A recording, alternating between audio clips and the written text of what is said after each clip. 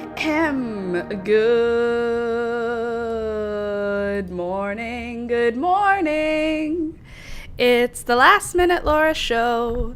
Good morning, good morning. Hello. Where'd you go? I just saw a whole slew of people here, and I am more or less on time, so good morning. Welcome back. It is Friday, February 21st. Guys. It's almost spring. It's so close to being spring. Do you understand? Do you understand the drama? Oh, there's some lag this morning. Apologies. It's because I left all of my stuff open. But here we are. Don't worry. I'll close it all and then we'll have a nice lag-free stream, all right? Good morning, Lori. Good morning, Sid. Nice to see you this morning. Good morning, Marina. Welcome, welcome. To everyone who's here, don't forget to click the thumbs up button as you come in. It helps the channel grow. You're already here. You might as well. Happy Friday. It's basically spring. I don't know what to do with that because I am so not ready to start seeds yet, but I'm also simultaneously so excited to start my seeds. Where is my journal? Over here. I made a seed starting page in my bullet journal so that I can start to plan for, oh, hello, choppy. Sorry if it's choppy. It'll sort itself out. It usually does after about... Let's see if that'll do it. Sometimes she just needs a quick little bit of a reset, you know? Sometimes it's just hard. It's just hard to be a small, old computer. All right, there we go. That should be good. You guys let me know if it gets choppy. It looks like it's a little choppy right now, but it'll sort itself out. I closed everything, right? Yeah. There's nothing attached to the computer. Just breathe, little computer. It's going to be okay. You're going to be just fine. I'm going to try and just fix a few settings. Don't go anywhere. I'm just sorting it out as we go. Hoping that my internet will... It looks like it's picking back up. Come on, baby. You can do it. Morning, everyone. Good morning, Laura and everyone in Pets and Plants. Hey, Louisa. Good morning.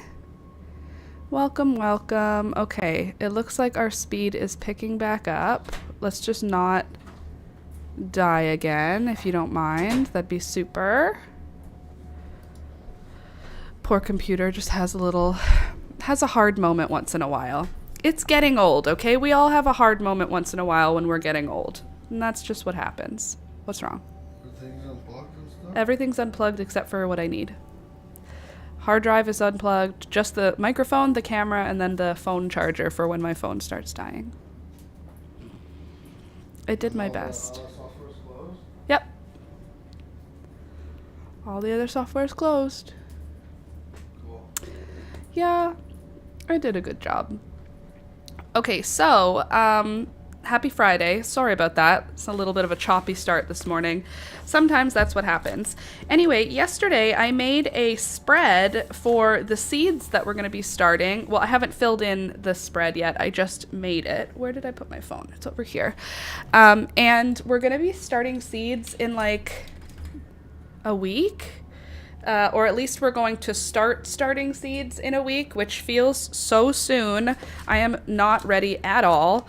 I have been I'm not ready. I need to get ahead on my editing, and this week completely screwed my ability to get ahead because I was busy doing like outside of work activities a lot, which means I took a lot of time off of being really productive to do like friendship and social. Which happens. You can't stop life, and that's okay, but now I need to get back on track, and I don't know exactly what I'm going to do that, but I know that I have to do it before seed starting begins, because I know that's going to be, it's going to take up so much room in our house. Whenever we start seeds, I have 2 large light racks for the seedlings to go in, and they take up the same amount of space that my pantry does in my kitchen, so we have to move our pantry out of the way. It's just like a whole excuse my French, shit show whenever I am starting seeds. The first little bit is no big deal because it's just dirt, but oh my god, once the seeds are started and you have to water them all the time, it's so messy. Like when I move everything out of the house in May and put it in the garden, it gets so much dirt everywhere. I'm doing a Finish It Friday today. Good for you, Sid. I have to do a Start It Friday. Alex went to the bathroom and Rohan decided he's not allowed to go to the bathroom. So if you hear angry yowling, that's what's happening. Anyway, I want to do a Start It Friday today. I have to start a new project because I'm all out of projects right now. But I also wanted you to see my spread for my seeds. Time to start planting seeds. And I thought we could go through the seeds we want to grow this year. I know that everything is a seed we want to grow, but maybe we can kind of decide how many of each thing. Because I have like, what did we say? 150 to 200 varieties of seeds, and I can't grow all 150. I just don't have the seed starting capacity for that. So there's a few things that really need to be started indoors. There's lots of things that I can start outside. Like nasturtiums, I'll just start those outside this year. I think I'm going to not even bother starting any indoors. Rohan is fine, our cat. That sound you're hearing is not a distressed animal. It's just him whining at the door while Alex uses the bathroom. Anyway, there's lots of seeds that need 6 to 8 weeks, but there's a few that need like 8 to 10 weeks. And it's pretty much getting to that point. Like March is 4 weeks, March, April, 8 weeks, and then like 2 weeks of May. So 10 weeks. The first day of March is 10 weeks from when the garden can go into the ground. So generally I like to get started at that 10-week mark because often the final frost of the year is much earlier than it says it will be. Like it says the last frost will be the weekend of May 24th, but last year it was the weekend of April 24th. So I had tons of extra garden season because my seedlings were already ready to go outside. So I'm going to do that again this year. I haven't really figured out exactly how that's going to go, but you know, we'll do what we can. Oh, I also wanted to tell you about the most amazing supper I had last night. I made pork tenderloin. Cats are fixed and at home. I feel like I'm withering away to nothing. Candy, I'm sorry, but that's good that they're fixed. One less thing to worry about for you. So yesterday I made pork tenderloin. And I've made pork tenderloin before. But I like it, and I haven't made it in, I'm going to say probably more than a year, the last time I made pork tenderloin. But anyway, I just wanted to share with you how I did it because it was so good, and our dinner was like so hearty and delicious. Broccoli was on sale this week, so I picked up fresh broccoli. We've been eating a lot of frozen broccoli throughout the winter, but fresh broccoli was on sale, so I seared each side of the pork tenderloin. Okay. Salt and pepper, tons of black pepper. Then I seared every side of the pork tenderloin, and it rendered a little bit of, it's not even fat really because it's quite lean, but like juices came out. So I put the pork tenderloin on a smaller pan, took them out of the large pan that had all the juices in it, put them onto a smaller pan, and I made like a basting liquid. So I used not honey mustard. What is it called? The hot mustard. Dijon. I used Dijon mustard, really hot Scotch bonnet hot sauce, and teriyaki sauce. And I mixed those all together with fresh ginger and fresh garlic. And more black pepper, and I put that on, and a little bit of honey, and I smeared that onto the pork tenderloins and just continued turning them in that liquid on a medium-low heat. And while that was sort of cooking away, I took the pan that had all of the crusty salt and pepper and juices on it, and I put the broccoli right in there, and just a splash of water in there as well. And I added some fresh garlic into that, and then just sauteed those around for 2 minutes. And then I made rice, but I had a bunch of like stir-fried vegetables from a couple of days ago, and I just added them into the rice at the last minute. So it was like a stir-fried rice, broccoli, and pork tenderloin. It was so good and so satisfying, and I forgot how much I love a well-made pork tenderloin. And there you go. It was like $4 at the grocery store for 2 loins. They don't go on sale as often as they used to. When I was in university, pork tenderloin was like for the whole of the summer of first year. So after I finished my first year of university, the summer in between first year and second year, I'm going to say pork tenderloin was probably the most common meat that I ate.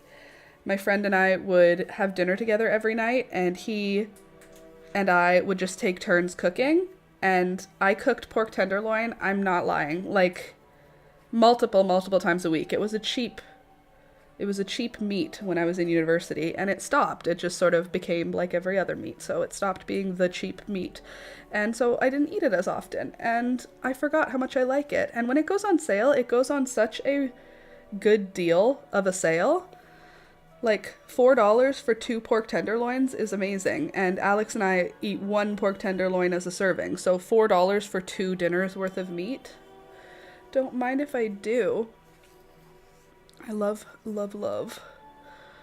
adding up how much a meal costs to make and be like, oh my god, it's so much cheaper when we eat at home. I know that everyone knows it's cheaper when you eat at home, but when you actually like add up how much a dinner costs, it can make it feel like, oh my god, why do we ever eat out? This is such a good dinner. Sorry, I just noticed that my hair wasn't the way that I wanted it to look, so you guys just have to sit through it while I redo this twist. Ugh. By the way, as you come into the live stream this morning, don't forget to click the thumbs up. Even if the stream is having a little bit of a lag. If yours is having a lag, try refreshing. Because on my end, it shows that it's okay now, but I can still see a yellow notification. I can't read it because it's on a page that's not open for me, but I can see a notification telling me something, and it's probably saying, your stream sucks. Make changes. Okay, there we go. Twist complete. Are we gonna go all the way down, or are we gonna stop here? Let's stop here. Okay, now it shows that everything's working again. It just wanted me to have fresh hair. I get it. I don't know what we're gonna crochet today, but it is a crocheting day. I feel like we should crochet something. Ugh. There. This is the best I could do today. Today was either style hair or do makeup. You guys are receiving makeup. That is what you get. Speaking of what you're receiving, I hope you're getting excited. The seeds have now been shipped out. If you are still wanting seeds and you didn't give me your address and the seeds that you want, then reach out to me in Discord.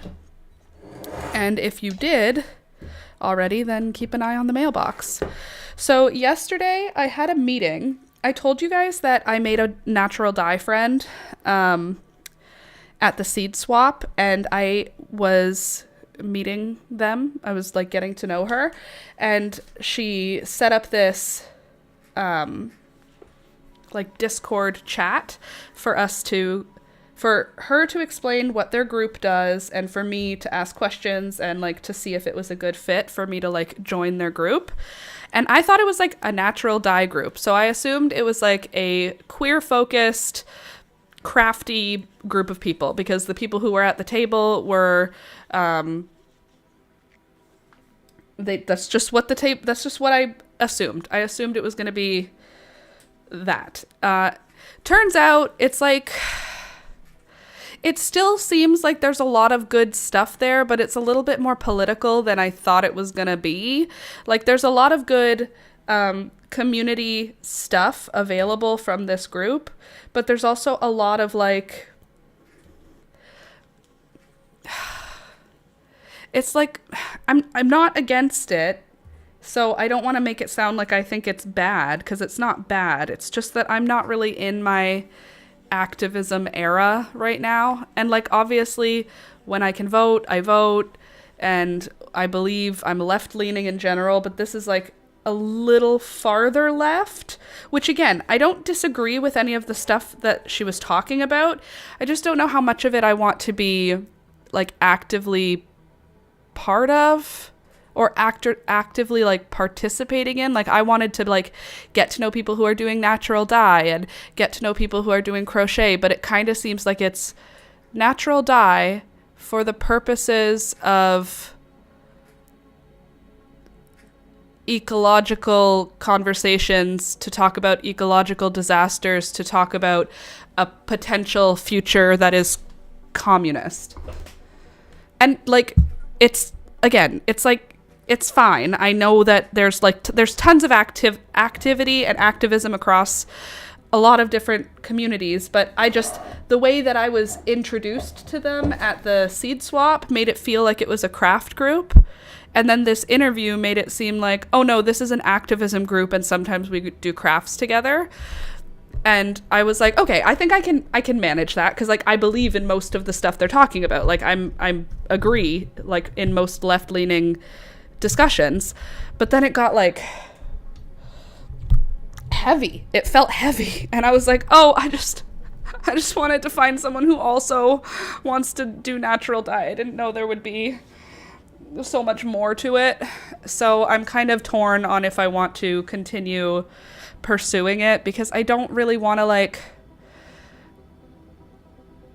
there was an onboarding meeting, and their Discord is more complicated than our Discord.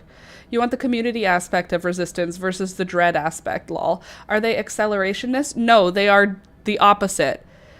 So, first of all, I know what the word accelerationists means, but it's not something I use in my daily language. So, Sid, weird that you would bring up that specific thing. They're the opposite of accelerationist. They want to start fixing things now rather than trying to make it crash to be rebuilt. So they don't want to crush everything. They just want to make changes now that will help us in the future. It's solar punk. Solar punk was one of the words she used to describe it. So it's like cyberpunk without the negative, like the future has to end for it. There's a lot of like talk about it being like mycelium, and it was cool and it was nice. Well, that's a positive at least. Yeah, it was a positive thing. It's just, it seemed like the natural dye and the crochet is like a small part, but the table that they had at the seed swap was just natural dye. So I was like, oh, it's a natural dye group. And it's like, no, it's a political resistance group, and a few of the members do natural dye.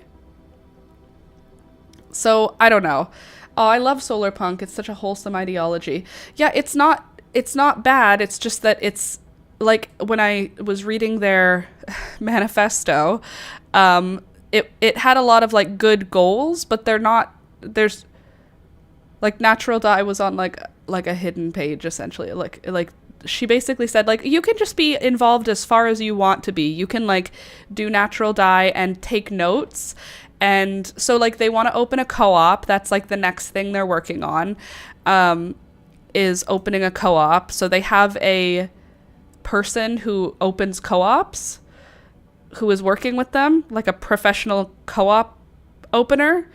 So they want to open a co-op. So they want to have natural dye supplies and natural dyed fibers available at this co-op, but they also want to have like patterns for overalls or overalls for sale. So I said like, so I don't really want to participate in like managing this business at all. I want to be like definitely, if anything, I want to be right on the outskirts. Like, you guys all seem really cool, but I don't want to like start a co-op.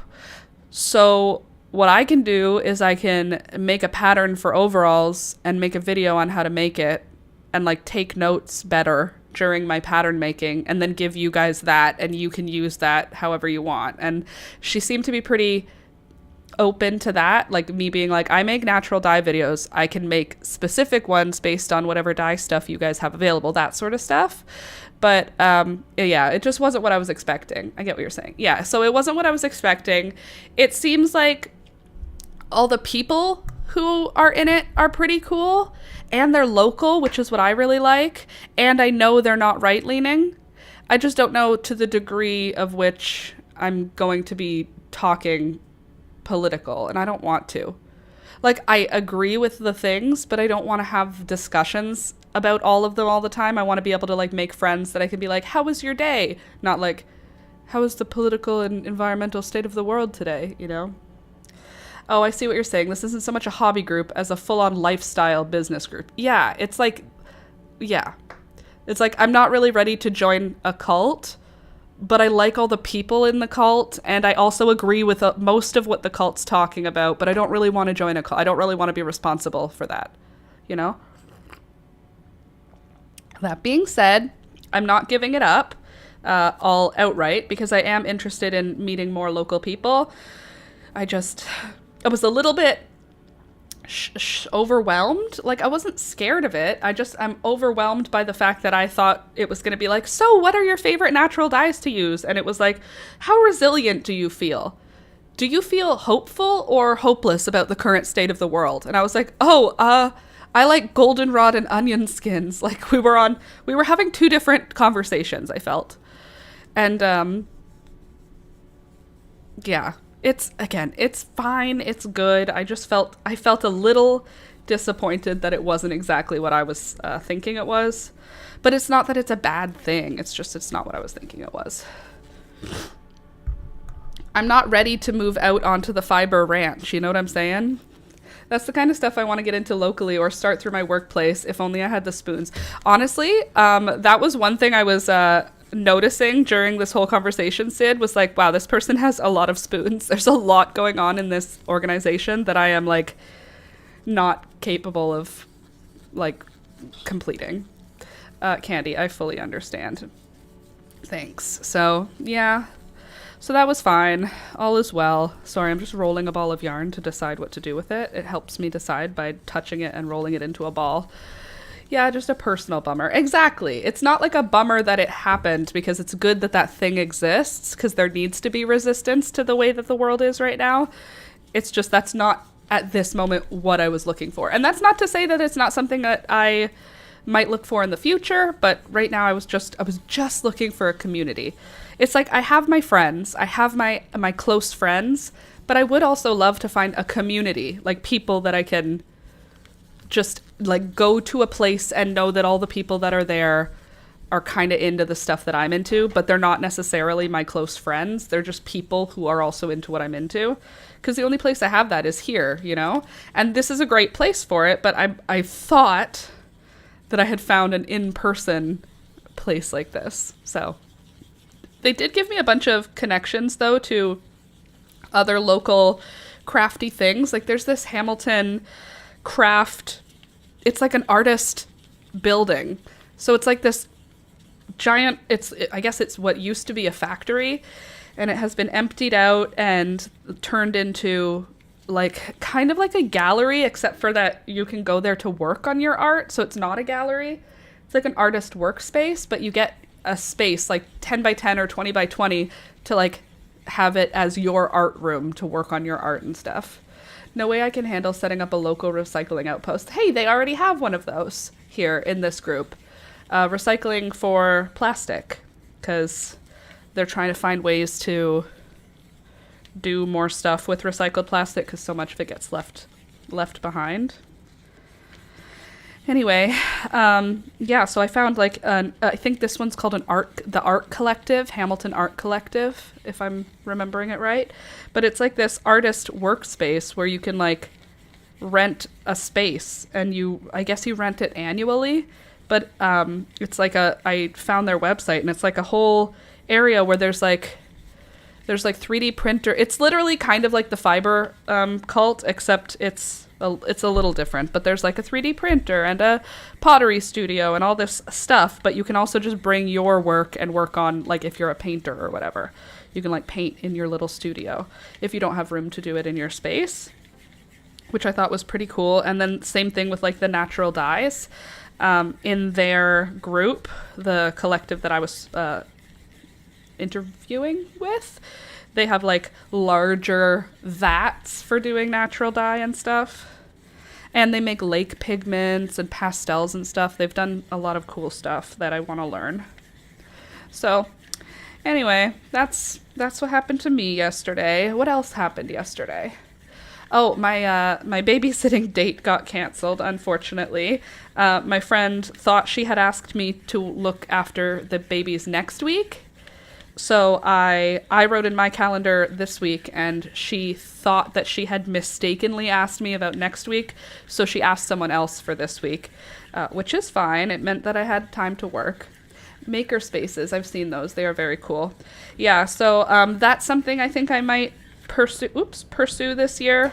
I don't think I need to rent a space because I have enough room to do my work here, but something like that I could like go participate and just meet people who are making stuff and see what they're doing. Like what's it like to make stuff as a person? Because I only know my own experience, what it's like to make stuff and try and make money. So I'm interested in seeing what other people are up to. See how many of them are in the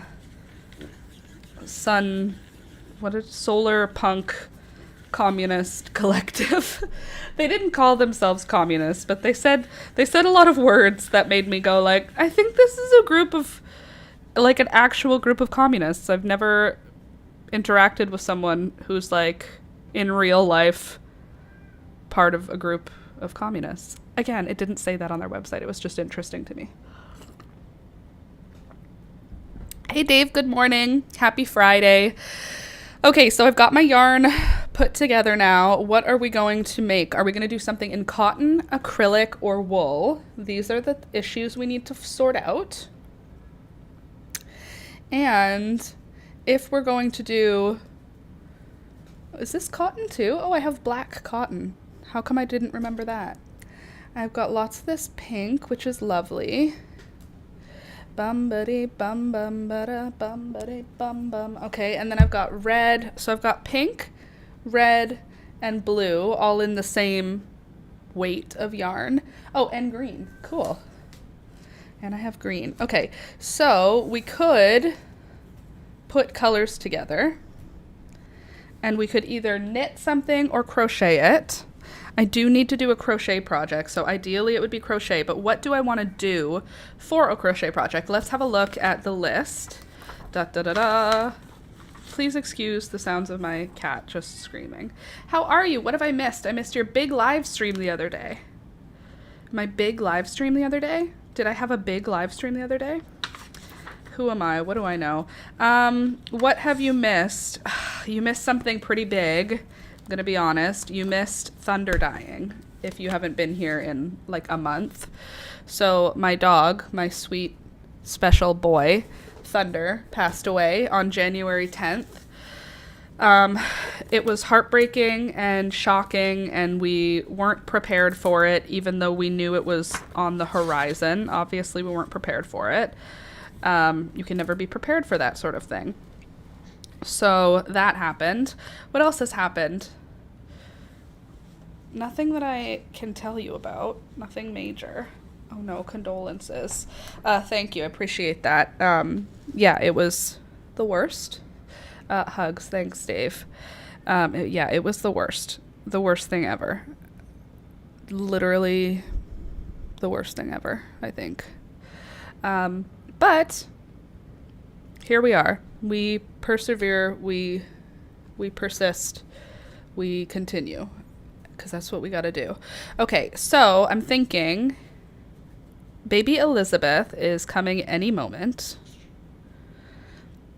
We could make a baby blanket or something. Hold on, was that guillotine you were sort of humming? I was. You know John Bellion?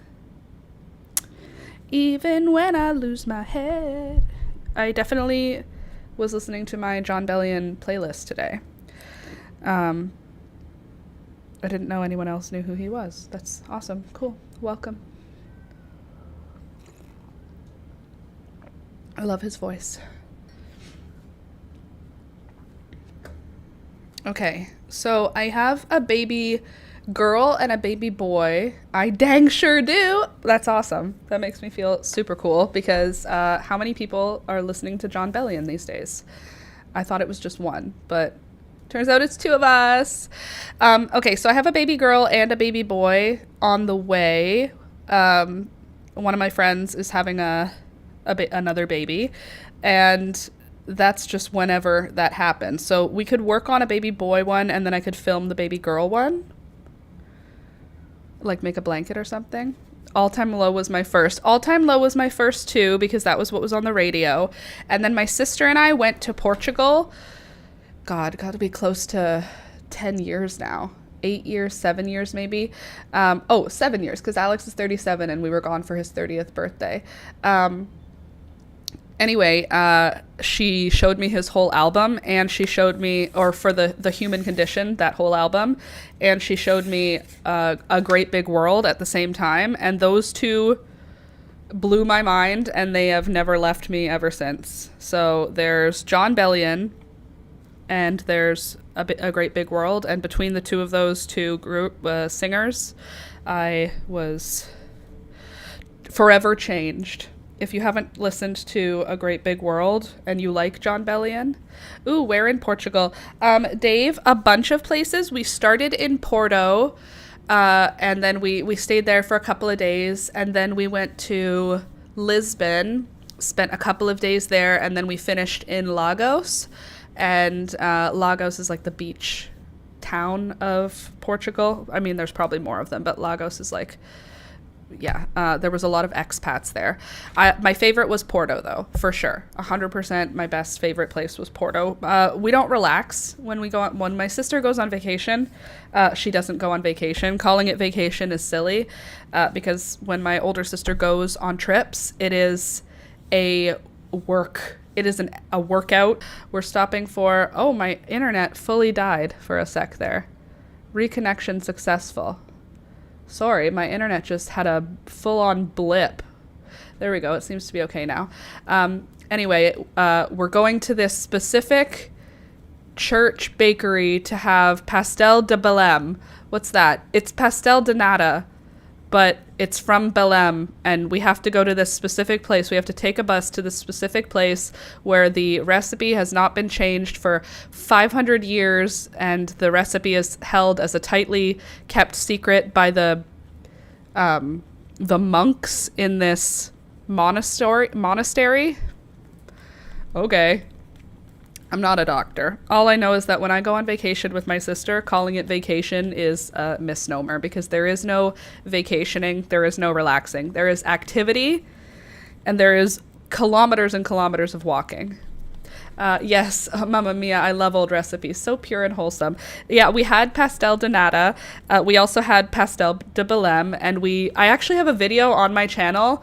Can you taste the difference? And it's my sister and I in Portugal at some castle with pastel de Belém and pastel de nata. They're exactly the same thing. It's like a sugary egg tart with like a caramelized top. Really yummy. It's just a pastry. And they're the same. They're the same thing, but they're not, because the recipe is a guarded secret. But there's a video on my channel of my sister and I taste testing both of them and being like, they taste the same.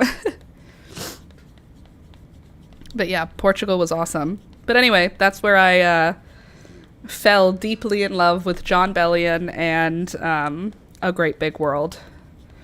Two musical, wonderful creators. And people with pets don't understand the personification they bring. Heartbreaking. We're paternal or maternal to our pets, so it's always like losing a child. Agreed. Oh yes, I know. One egg with a hard, crumbly pastry, one custard with soft, flaky pastry. I feel like they were similar than that. They were pretty close. Not exactly the same, but like when we were eating them, we were like, okay, they're almost the same. But they were really good. The frustrating thing is here, when you go to a bakery here and it says like Portuguese tart, that's what it looks like. It looks like a pastel de nata or a pastel de Belém. Why do you do this? Stay upright. But it doesn't taste the same, and it doesn't have the same texture. It's like, it looks the same, so it's the same, but it's not. Anyway, I would love to go to Portugal again. I would love to go to Porto again. I feel like Lisbon I wasn't as big of a fan of, and Lagos I could have just skipped. Weirdly, in Portugal, the town called Lagos it's like like, look at this. I'll show you like what pictures you get when you search Lagos, because you'd be like, wow, that's the most amazing thing in the whole world. I drank a whole bottle of wine on the beach there. I know you didn't ask me that, but there's this beautiful, the beach is beautiful. Here's what it looks like. Well, not like that.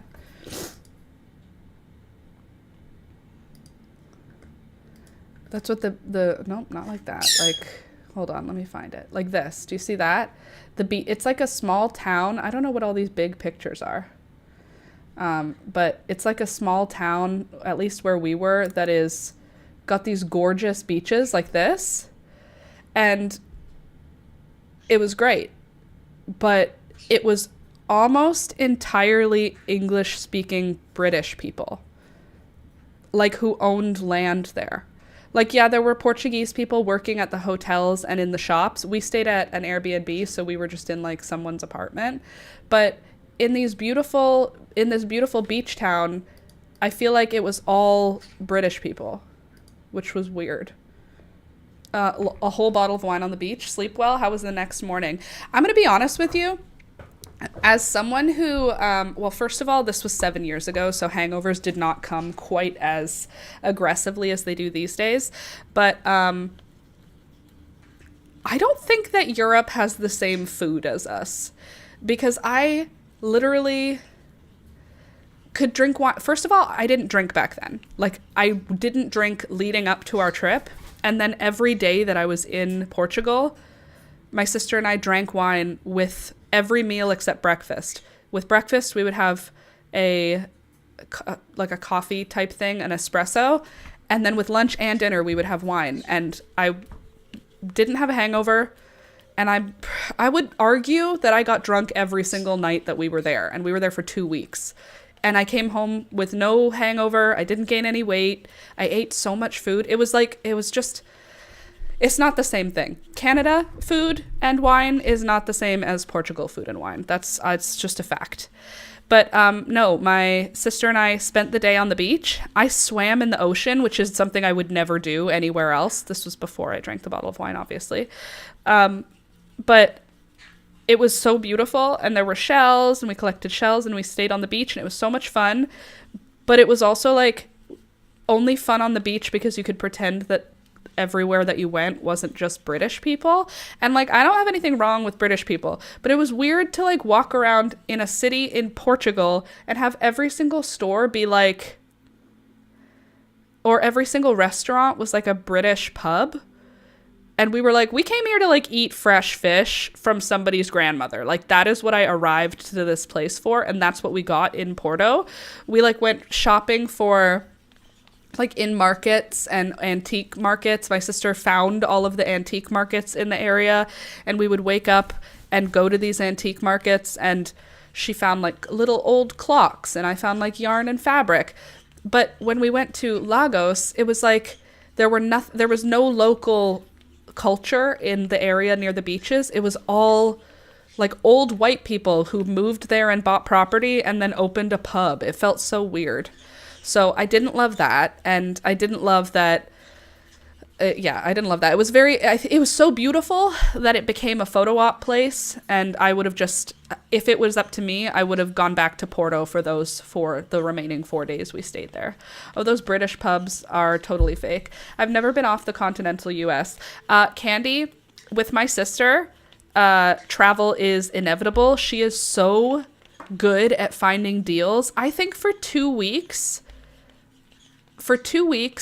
all that I could eat, all that I could drink, hotels, flights, and travel. We did, like, train rides and bus rides to get to different, like, cathedrals and places that my sister wanted to visit. Like, we went to other towns that had castles in them, even though we were staying in, like, the main towns. With all of that, I think it was like $800 or $900 for 2 weeks. So, like, yes, it's expensive to travel, but I have a sister who is such an avid traveler that, like, she's deal hunter. I didn't plan any part of this trip. I just tagged along. She did all of the bookings.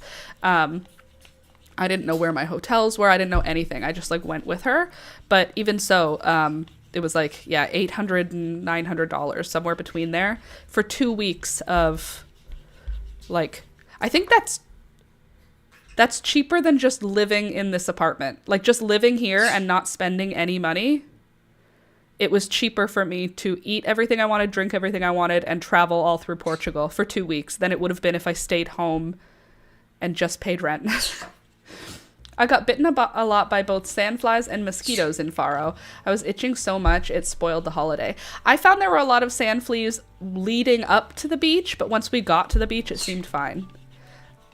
But anyway, that was 7 years ago, so that's a long time since I traveled across the ocean. That was the last big trip that I went on. I've gone to Nova Scotia via a plane for my grandpa's funeral, and then I also went to the Dominican with my mom and sister and Alistair a while ago. 2 years ago now? Less than 2 years. A year and a half? 2 years? So, yeah, not even Canada or Mexico. Candy, you gotta, if you want to be a traveler, gotta work on that. Alex and I might be traveling this summer. We haven't fully fleshed it out yet, but we might be traveling to either Italy or Portugal or Spain or something. Excuse you. Stop yelling. And the birds will probably be brought to my parents' house instead of having my dad have to come here to check on them. I think that will bring the whole cage and bring the birds to live at their house for 2 weeks. Since it's going to be in the summer, my parents won't be in the house most of the day anyway, so the birds will just be hanging out near a window, you know.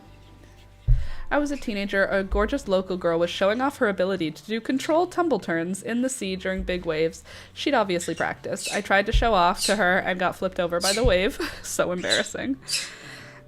Excuse you. My sister and I were like hot young things, and we were pursued in every city we went to, and I was already engaged to Alex at this point, and I was like, I am so attractive. I felt so attractive while we were there. Now I realize we were tourists. Can you stop? And it's not the same world as when you're not a tourist, but it still felt very good. And as my parents and grandparents came to my rescue, her boyfriend appeared. Epic fail. Oh, so epic. We had gentlemen pursuing us while we were there, and it was lovely. It was lovely to be like, oh no, thanks, I'm just with my sister. My sister and I are just traveling together. I remember how weird it was, because in Portugal, can you not scream? I'm not interested in hearing it. It's too loud. It's too shrill. Just chill the heck out, okay? Anyway, I remember when we were there, my sister said, drugs are legal here, or they're decriminalized. In Canada, states, Schedule 1 drugs, they are decriminalized in Portugal. So people would come up to you and go, cocaine? Like, at night when my sister and I would, like, leave the bar or whatever. Usually it was just late dinner. We only went to a bar, I think, twice, and both times it was uncomfortable for me because I'm not a bar girl. I'm not a bar or club girl. So usually we would just go to a restaurant late at night and then just like drink wine and eat good food until it was basically bedtime, and then we would walk back to our Airbnb. But if you were walking around at night, there would just be like groups of men in like the public square who would come up to you and be like, cocaine? Hashish? And we would be like, no, thank you. Thanks, I'm good. Okay. You want weed? And we'd be like, no. And I said to my sister, can you imagine going on vacation somewhere where you don't speak the language and you don't know any people, having someone come up to you and go, cocaine, and being like, yes, I think I'll have a bump, please. Like, I do not have that type of confidence. I do not have that level of trust in random strangers in another country. But I mean, it must be working or they wouldn't just be sitting there, you know? I wouldn't be sitting there asking people. But I was like, oh my gosh. No? Look at me. I'm a good little virgin girl. What are you asking me if I want cocaine? Do I look like someone who would say yes, please? So that was, to me, very interesting because those things, it was still illegal to buy weed, I think, in Canada at that point. 7 years ago? I think so. Oh yes, I've not had that in Portugal. I've had it in Venice Beach, California, though. So weird. Also, when Alex and I went to the Dominican, we saw that happening. When we went with my in-laws a couple of years ago, we saw somebody buying cocaine on the beach. And we were like, first of all, as someone who has ADHD and anxiety and depression, that would not ever be my drug of choice. That's just not something I have any interest in. The idea of getting more energized and anxious, I don't understand the draw. I know people who like it really like it. I've never tried it because I feel in my heart that any upper is not the right direction for me. I'm not that kind of girl. What kind of girl is that? Someone who can manage having more energy than she already has. I think that would I would spin out so hard. It would not happen for me. But, you know, to each his own. People like what they like, you know. And I remember we went to this one restaurant when my sister and I were in Portugal. Calling them restaurants, the places we went weren't really restaurants a lot of the time. Any of the daytime meals we had, we were usually out of town during the day, and then we would come back to the town at night. So we would take a train to like a local rural town because my sister would want to show me the olive groves. Okay. And then she would take me on another train, and we would go to a town that had a castle that a king was buried in their like chapel. And we would be in these random like rural areas that didn't have any people. There were very few tourists, but some. And we would go to these like houses. They were people's houses, but they also were restaurants. They weren't like restaurants in the city where it was like obvious that it was a restaurant. It was like, this is someone's house, sister. And she'd be like, no, it's not. It's got a sign in the front. It's a restaurant. Anyway. And there would be nobody sitting in there, and there would be no food, and we would sit down, and someone would come down from, like, their living room and be like, hello, we have, except they'd say it all in Portuguese, we have octopus today. And we'd be like, cool, I would like that, please. Anyway, on this day that we were in this, we went to a beach town, so I think we might have been in Lisbon at this point, not in Porto. It was a cold, rainy day. And we went on this adventure. We took a bus on an adventure and ended up by the edge of the water by all of these forts. And she wanted to show me these forts. And we walked into this person's house that was also a restaurant. And they just had metal containers of fish, dead fish. And they gesticulated to them like, what do you want? And I pointed at squid because it was like whole squid, and I was like, that's the one I want. Then my sister pointed at a fish, and then they gave us 2 beers, and then 10 minutes later brought freshly cooked octopus and fish. Delicious food, but I don't drink beer.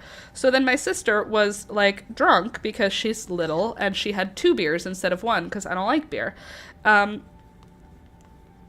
And I feel like these travel memories that I have are like, they're so different than what I would have planned for us. Like if Alex and I were going on a trip, we like the idea of relaxing for a week. My sister likes the idea of like learning as much as you can about a place that you're going. And I'm like, okay, I get it. It's nice. But that was such a good day, that beach day. It was so much fun. What was another really cool thing we did? Oh, that was the first time in Portugal, was the first time I ever cried because of the energy of a space. We went to this spot it was a church, but the church was built on a previous church, and the church before that was built on a mosque. and the mosque was built on a pagan church. So they were built literally on top of one another, and it had been excavated. So you could see the mosque layer, you could see the church layer, and you could just see all the layers of history. And I don't know what happened, but for some reason it overwhelmed me so much, where I was just like, this has been a place of people for so long that it felt the air was heavy, and I got completely overwhelmed with how beautiful all the different layers were and how beautiful the church that was on top was. And I cried, and my sister laughed like with joy. Like, she wasn't laughing at me. She like laughed with joy. Like you get it. You understand. This is what it feels like for me all the time. Like, she loves going to all of the churches. We went to so many churches, sat down, lit a candle, walked around, had our headscarves on. We were very respectful. But like, she was like, I remember her like laughing out, like a joyous laughing out loud at me crying at the absolute just beauty and energy of this church built on top of a mosque, built on top of a church, built on top of a pagan church. Because I was just feeling so much of these energies moving through this place. And it's like this really nice memory that I have, where I feel like for a minute my sister was like, you know what I feel like? And it was like, we don't always feel the same thing. We don't always think the same thing. But she was so happy in that moment that I could feel what she was feeling, you know? With depression and anxiety, you definitely want to stay away from those types of drugs. Yeah, I have no intention of I don't think I'll ever have a desire to try cocaine ever. I feel like in university, I remember when I saw one of my friends at a bar, and he came up to me and he was like acting weird. Like, he was like going like this. And I was like, what is wrong with you, buddy? Because we didn't go to the bar together. He just happened to be at the bar that I was at with, again, my sister. This was not in Portugal. This was in when we were in university. And I remember seeing him and being like, what is up with you? And he was like, I tried cocaine. And I was like, oh, okay. Yeah, now I can tell something's up. And he was like, yeah, I don't know if it's something that I should do again. And I was like, are you having fun? And he was like, not really, but kind of. And I was like, okay. But he looked totally weird. He looked totally like fried. I don't know a way to explain it, except for he was like licking his lips and chewing on his lips in such a way that it was like, what is happening here? And I remember at that moment being like, that's not for me. That thing right there, that's not for me. I already feel the way you look right now, sir, is how I feel most of the time. So I'm not going to add any chemicals on top. Thank you. I'm all good with fewer chemical agents. The chemical agents that I need are prescribed. That was fun. Thanks for letting me go through memory lane there. So I'm winding up this ball of yarn so that I can buy time before I have to decide what I'm going to make with it. I no longer need to make a dog sweater, which is sad, but true. I'm not making a dog sweater for no reason. I already made a hat. I could make a purse or a tote bag. Leg warmers, cowl. We did a flower pot cover. I need to add more things to this list. I'm so excited to see my little sister today. I haven't seen her in, it's got to be close to 2 weeks. A shawl. I could do a shawl. With knitting or with crochet, though? And if I crochet, what shawl should I make? Just watch me struggle here to wind this ball of yarn. This is such thin yarn. I kind of want to make a baby blanket, but I don't know what a baby blanket needs. Does it need to be like... What? Does it need to be tightly done? I don't know. I don't know what I'm thinking. I think I want to make a baby girl baby blanket, but first I'm going to do a baby boy baby blanket as like a test. The rough copy will be the boy one.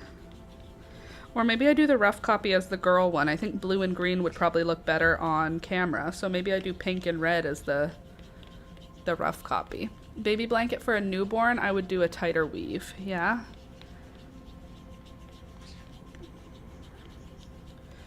Newborns are so delicate and small. I'm so excited to meet Elizabeth. She can be here anytime, because if Julia's due, let me see, how many weeks do we have left?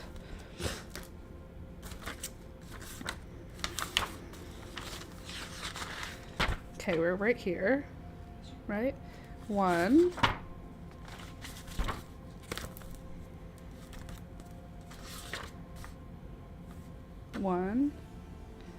2, 3. Less than 3 weeks left till her due date, which means any moment. She could have this baby at any moment. 3 weeks till the due date. Last baby of hers was born a week early. Could happen at any moment. I'm ready emotionally. I'm not ready work-wise though, because I'm pretty sure that I'm going to be needed a lot more, especially since I'm going to have 2 newborns at once in my life. So I have 2 5-month-olds, 2 year-olds, 2 two-ish year-olds, and then there's going to be 2 newborns. And then there's 1 on the way, but that's like months away. So I'm going to be up to 8 or 9 now of the babies that are in my life. Pretty much Auntie Laura extraordinaire. Oh my gosh, I have to pee. I forgot to go pee before the stream, and it just reminded me. So I'm going to be right back. I'm sure the birds will do some kind of bird crime, but I'll turn the volume up a little bit for you while I'm gone. And I will turn my mic off, so I'll be right back.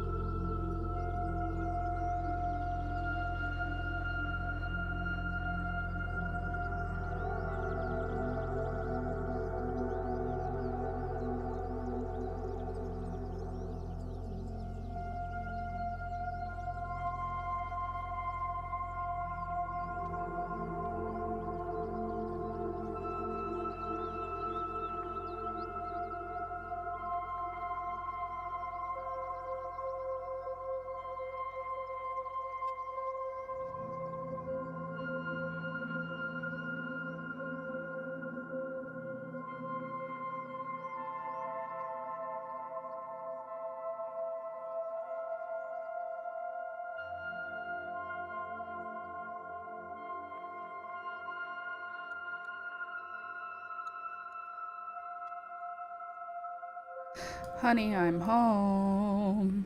All right, I'm back. Back to winding this ball of yarn, that is. You guys doing anything exciting this weekend? I think I just have to edit. I do need to do like a deep clean. I feel like I know that in the next, 2 weeks, a week? I said I have to start starting seeds.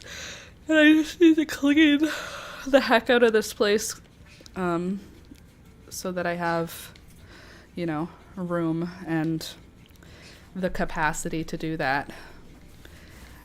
It's like I'm wondering if I should put away some of my stuff. Just so that I have, nothing to distract me. Just leave out my yarn, crochet hooks, and that's it. Everything else can get put away. It's a little overwhelming, the idea of getting rid of all my craft stuff. Excuse you. No. It's too loud. People wear headphones when they listen to this. Do you know that? And when you scream, it hurts their ears. Okay? You can come here if you want to hang out, but you don't need to yell at me. Jerk. You got it? How about you, Gary? You got it? Come here. Yeah, come here. Today I'm just lurking. I'm feeling very crappy. Took shower hopping. I took a shower hoping it was going to be relaxing, and it ended up puking. Oh gosh, Louisa, that sucks. Thanks a lot, baby. It's like you give them all your love, and what do they give you? Nausea. And then what happens once they're born? No sleep. And then what happens once they get into daycare? Regular illness coming into the home. It's just no fair. I'm telling you, it's lucky they're cute. If they weren't cute, we probably wouldn't keep them so long. All right, I've got my balls of yarn wound. Green and blue. Should I do pink and red or pink and... The red is kind of dark. I don't know if I want to do a red. I have a thinner blue, pink and blue. I think I have a green, a thin green. Are you multiple? Ugh, I wound two things together. Why did I do that? Okay, this one's pink and blue, or pink and green. We could add one more strand of pink. I think I got my entire hard drive copied over and reorganized. Oh my god. I am not looking forward to when I eventually have to do that. Moving my hard drive over. What I often do, Sid, which is not the way to live your life, is I wait until the hard drive's full and then I just get a new hard drive. And then the old hard drive just lives quietly on my shelf. And I hope in my heart that I never need to access it again. Not the right way to do things, let me tell you. Okay, I need the end piece. Because then I'm like, which hard drive is that thing on that I need? Laura, why didn't you just copy all your stuff onto the hard drive? Well, you see, the reason for that is runs away. My husband was laughing and telling, oh, Cotton Ball 2.0 is messing with you. I told him I don't think it's funny and I don't appreciate you laughing. Thank you, but no thank you. Literally. It was a mess to confirm. I got everything because I reorged as I was moving because copying is so nerve-wracking for me. That's fair. Ugh, ew, you had to go through it all after because it was differently organized, so you had to double check. I hate doing that. That's awful. No thanks. Important? Maybe. Fun? Definitely not.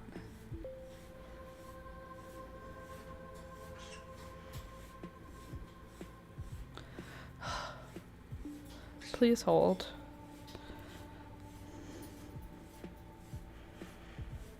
I have to get to the end of this ball, which was not a good idea to try and do in this way, but here we are. This is what happened. Rohan, leave him alone. Unless he's in his office. He might be back in his office. He's not in the bathroom, so could be in the bedroom, I guess. I didn't see him down there, Rohan. Wherever you're meowing is unnecessary. Oops, sorry. My music went much faster than I expected. Music doesn't take up any room. It's videos, images. Music, that's not a big deal for transferring, even though it feels like it is. Remember when those 1 gigabyte... My music folder is 200 gigabytes. Okay. Well, it still doesn't take as long to move over because of the style of the file, even if there's a lot of file space. It's not the same somehow. It's just not. I know this because Alex told me, and he's right about everything. At least he usually is. Whatever he's not right about, I am. Have you ever done knitting while on the beach? Yes, I did. In Dominican, I did. I brought my knitting when my mom and Alistair and my sister and we went to the Dominican together when Alistair was like 1. And yes, I did, in fact, bring knitting. I don't remember what I was knitting, though. I don't remember. I knitted something. I have a lot of videos too, but that folder is much smaller because I tend to save things in 360p. Smart. 480. Oh god, my videos are all saved in 4K because that's what I edit in. They take up so much room. Like, your hard drive has more things on it for sure, just because of how much room mine takes up. My videos. They take so much. But you know, then you get those high quality video tutorials from me, so you're welcome. Yeah, upload quality is a whole other ball game. Yes, it definitely is. So I'm just re-rolling this ball of yarn so that it's 3 strands thick now. Oops. I hate when that happens. Ugh. Dropping a ball of yarn mid-roll. So I'm rewrapping this ball of yarn, adding a 3rd strand, the 3rd strand being the pink. The first 2 strands are pink and green, but the green is like a soft minty green. So after I wind this ball, then we can start. Just took an hour to wind all the balls of yarn for this project, but you know, can't say that we're surprised. Everything takes time, you know? That's awesome. Something kind of cool about crafting at the beach. Maybe being totally at one with nature, the sounds of the waves, toes in the sand, salty fresh smell inspires creativity. Yeah, I get that. I used to paint when I would go camping. I would bring my my acrylic paints, and I would bring pieces of fabric and an embroidery hoop. And I would put the fabric in the embroidery hoop, and then I would paint. And then it would dry, and then on the next day I would take the fabric out and add it to a pile. Add new fabric the following day, paint a new thing, take the fabric off, add it to the pile.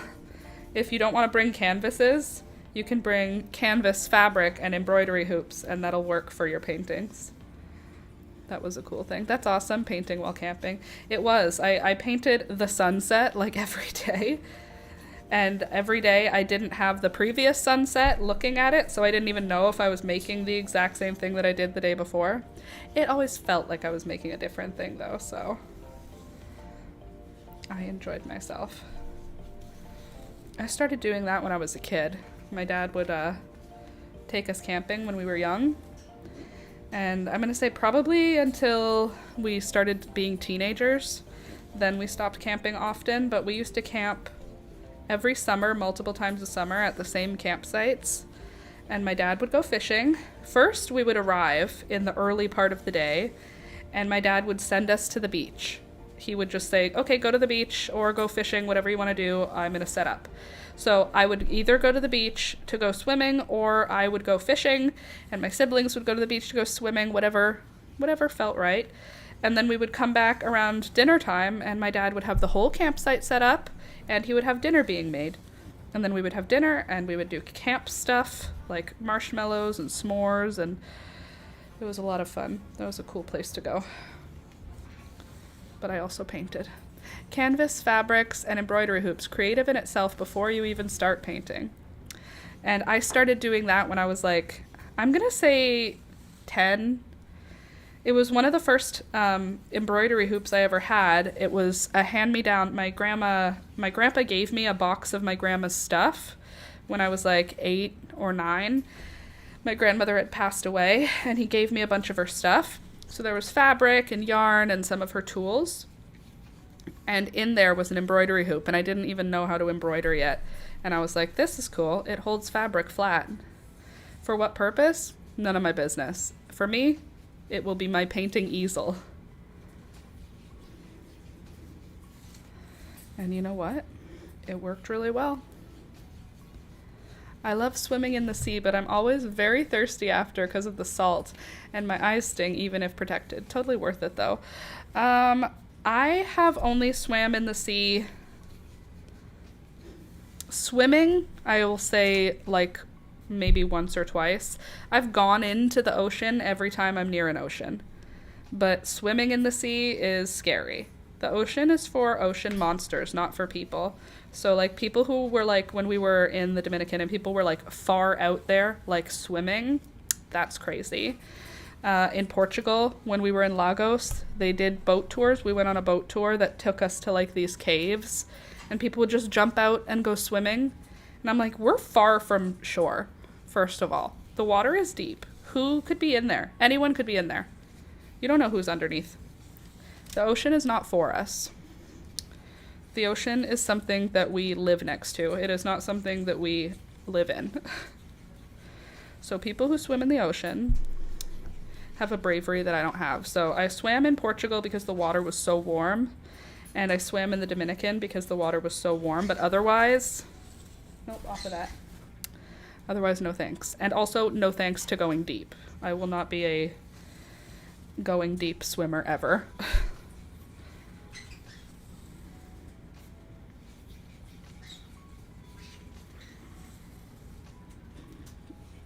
As kids at the beach, we used to play graffiti when the sand is slightly wet but too hard. But hard too, not crumbly soft. You can write or draw with your feet. It's so satisfying. When it's soft enough, when it's slightly wet but still hard. Good enough for writing names in. That's fun.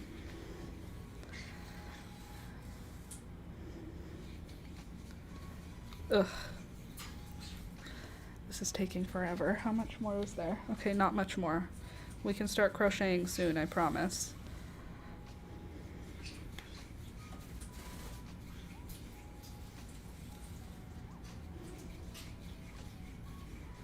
So this is a thick yarn now because it's 3 strands of what, like number 2 or number 1 yarn.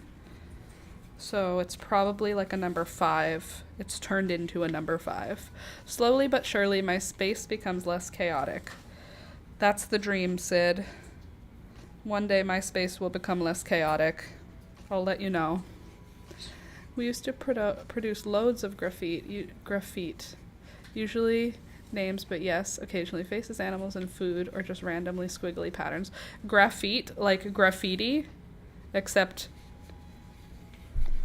with your feet on the beach. Is that why it's called graffiti? Like graffiti? Because that would be funny. My toes felt amazingly smooth after. That's one thing about walking on the beach that's amazing, is your feet end up getting a pedicure. Oh, I loved that. I love that about walking on a sand beach. Your feet just get a natural pedicure by being exfoliated by you repeatedly rubbing them with sand as you walk. Totally. When we left the Dominican, I was like, when I got home, the first thing I did, the first night we got home, was I slathered the heck out of my feet with like oil and cream and all that stuff, and I slept with socks on because I was like, they have been exfoliated for a week. My feet have just been in a constant state of exfoliation. I need to rehydrate them, so I did, and it was good. Yeah, more the feet play on words, definitely not graffiti style. Yeah, fair enough. Okay, scissors.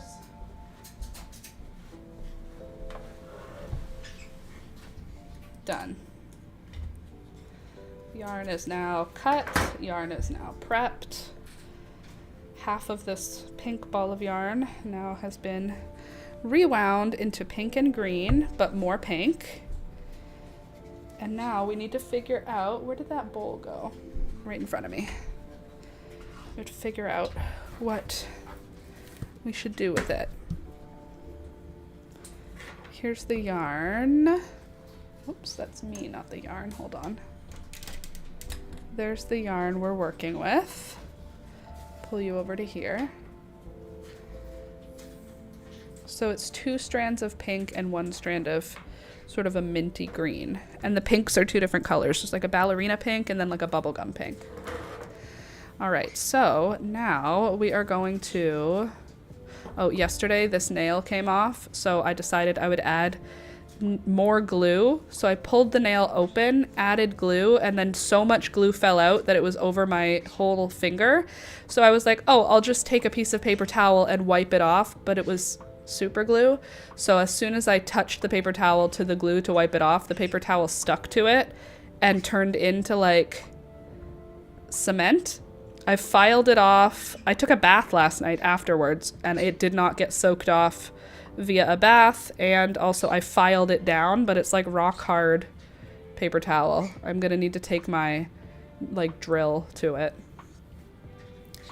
That's the thing with hot weather holidays. You end up either totally barefoot or in sandals or flip-flops. So yeah, pretty much barefoot. Feels amazing. You got to be careful with the sun rays. That's true. Okay. What are we going to do for a baby blanket or for a baby item? What about a cocoon? We could do a little baby cocoon. That could be cute. I don't have any of my looms out, so I can't do it with a loom, but I could do it in the round. Don't worry, Laura, nails look great, thanks, except for the ring fingernail, which is not ideal. I also put my ring on last night and forgot to take it back off. I've gained weight, so my engagement ring is like too tight now. It's hard to take off once I put it on. You see how fat my fingers are right now? Rough. Knitted ice lolly? A knitted ice lolly. A popsicle? I feel like a cocoon would be a good idea. I think that a baby cocoon would be cool. Okay, so if I do one... No, Laura, you are not fat. Thank you. But I don't know why I said thank you. It doesn't matter. Being fat does not matter. And also, I have gained weight. So regardless of if it is too much weight that I gained or whatever, I have gained weight. And I'm fine with it. It doesn't matter. It doesn't offend me to have gained weight. It's just the way it is sometimes. Sometimes you gain weight and sometimes you lose weight. You can't be freaking out about your weight changing. I'm past that point in my life. Do I want to lose some weight? Sure. Am I going to force myself to starve myself to do it? Definitely not anymore. I am definitely past that point. Okay, so for the bottom of the cocoon, I'm gonna do, what, maybe 9 double crochets? More of you to love then. Yeah, that's what I say to Alex, because I gotta tell you, when I gain weight, my chest is phenomenal. I am super pleased with the way that it affects the girls. It's just everything else that I don't love. I want my ring to fit. 1, 2, 3, 4, 5, 6, 7, 8, and 9. There we go. We could do this also, so that we're hanging out together. Hold on, let me shrink this down a bit, because we don't need that to be crazy. And then I can grow this a little bit. Put it up here. Maybe right here. Oh my god, this Hollow Taco Black is legit one coat, and I freaking love it. Hollow Taco, I've seen her before. She worked at the same place that Alex did. 1, 2, 3, 4, 5, 6, 7, 8, 9. When Alex worked in Ottawa. And I remember finding out where she worked because she mentioned it casually in one of her videos. And I was like, oh, that's weird. She's here. Like when Alex and I were in Ottawa. And I was like, she lives in Ottawa. Isn't that weird? And Alex was like, I guess, whatever. And then I remember we were driving Merlin to the vet. And we had a foster dog named Merlin. We were driving to the vet, and I saw her walking into work, and I was like, Alex, that's her. That's Christine. And then he was like, oh, that's my office. And I was like, she works in your office. That's crazy. And I had a moment of like, that means I could meet her if I wanted to. I could find her and meet her. And Alex was like, I guess. Oh my god, that's so cool. I thought it was cool. I'm up to 200 pounds of mostly muscle, and the worst part is the convos with my GP. Yeah, I'm up to almost 200 pounds not worth of muscle, and my GP just basically has said, anything that's wrong with you is because you're fat now. Your phenomenal chest. It is. It's phenomenal. Looks great. It's been very visually pleasing. So if I could just keep the chest and everything else could just shrink down, that'd be super. That's not how it works. Skinny Laura, flat chest. Fat Laura, not so much. Yeah, but Sid, same. Go to the doctor and you're like, I'm sad. I think my depression is getting worse. It's probably just that you're fat.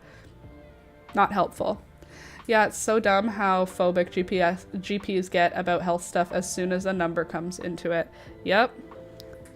I've been having really bad headaches for the last 3 months.